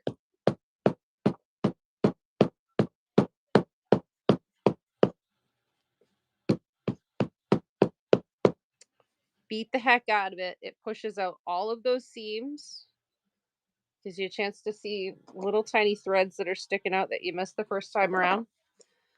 But it pushes out all those seams, and then we're going to set the seams because we have our iron. So you take your iron. You don't have to do this part. It makes a huge difference with the way it looks when it's finished. Just kind of press the sides, and what this is doing is it's creasing those seams for you. And it's setting those creases, and it's going to have such a clean look when you finish. Now that it's all said and done, be careful, you can burn yourself. I have done this. Slipped and it went whoosh to burn my hand. Just be careful when you're doing this. So get all around the perimeter. And then get the top and the bottom as well.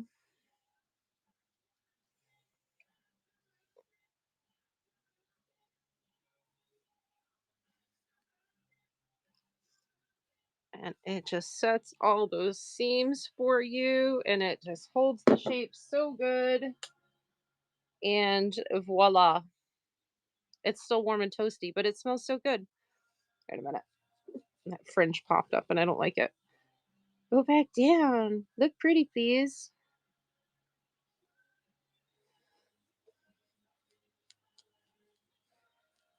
The fringe on the selvage edge always looks pretty. I like it to look nice. All right. So it's all done. She wanted one with the full fox. She got it. I have one more of these to make tomorrow. And what the heck? Maybe I will have a couple hours in the middle of the day where I will work on that one and I'll just go live again because why the heck not?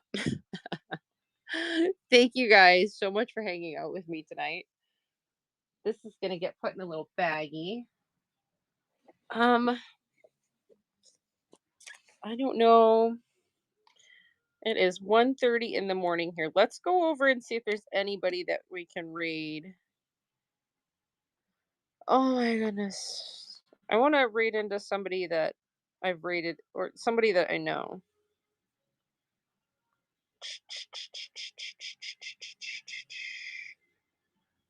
Let's go over to Joy. We are going to go over to Joy. Joy always has fabric. Joy always has good stuff. Joy always has a good attitude. Thank you guys for hanging out with me. I know it wasn't exactly like a tutorial, but it was just a watch what I do. You can ask questions, and if I see your question, I'll answer kind of thing. Um, but thank you guys for hanging out with me. I appreciate you. I am supposed to have my regular show on. I think my chat on my computer is just glitching. Oh, it's because I started a raid. Never mind. Never mind. I'm supposed to have a show on Thursday. Um, it's looking like we'll still have a show on Thursday, but that is subject to change. Just be aware. um, I hope I see you guys there. Let's go over to Joy. Put some mushrooms in the chat. Put some foxes in the chat. Screw that. We'll put foxes in the chat today. I appreciate you guys. Thank you so much. I love you. Bye.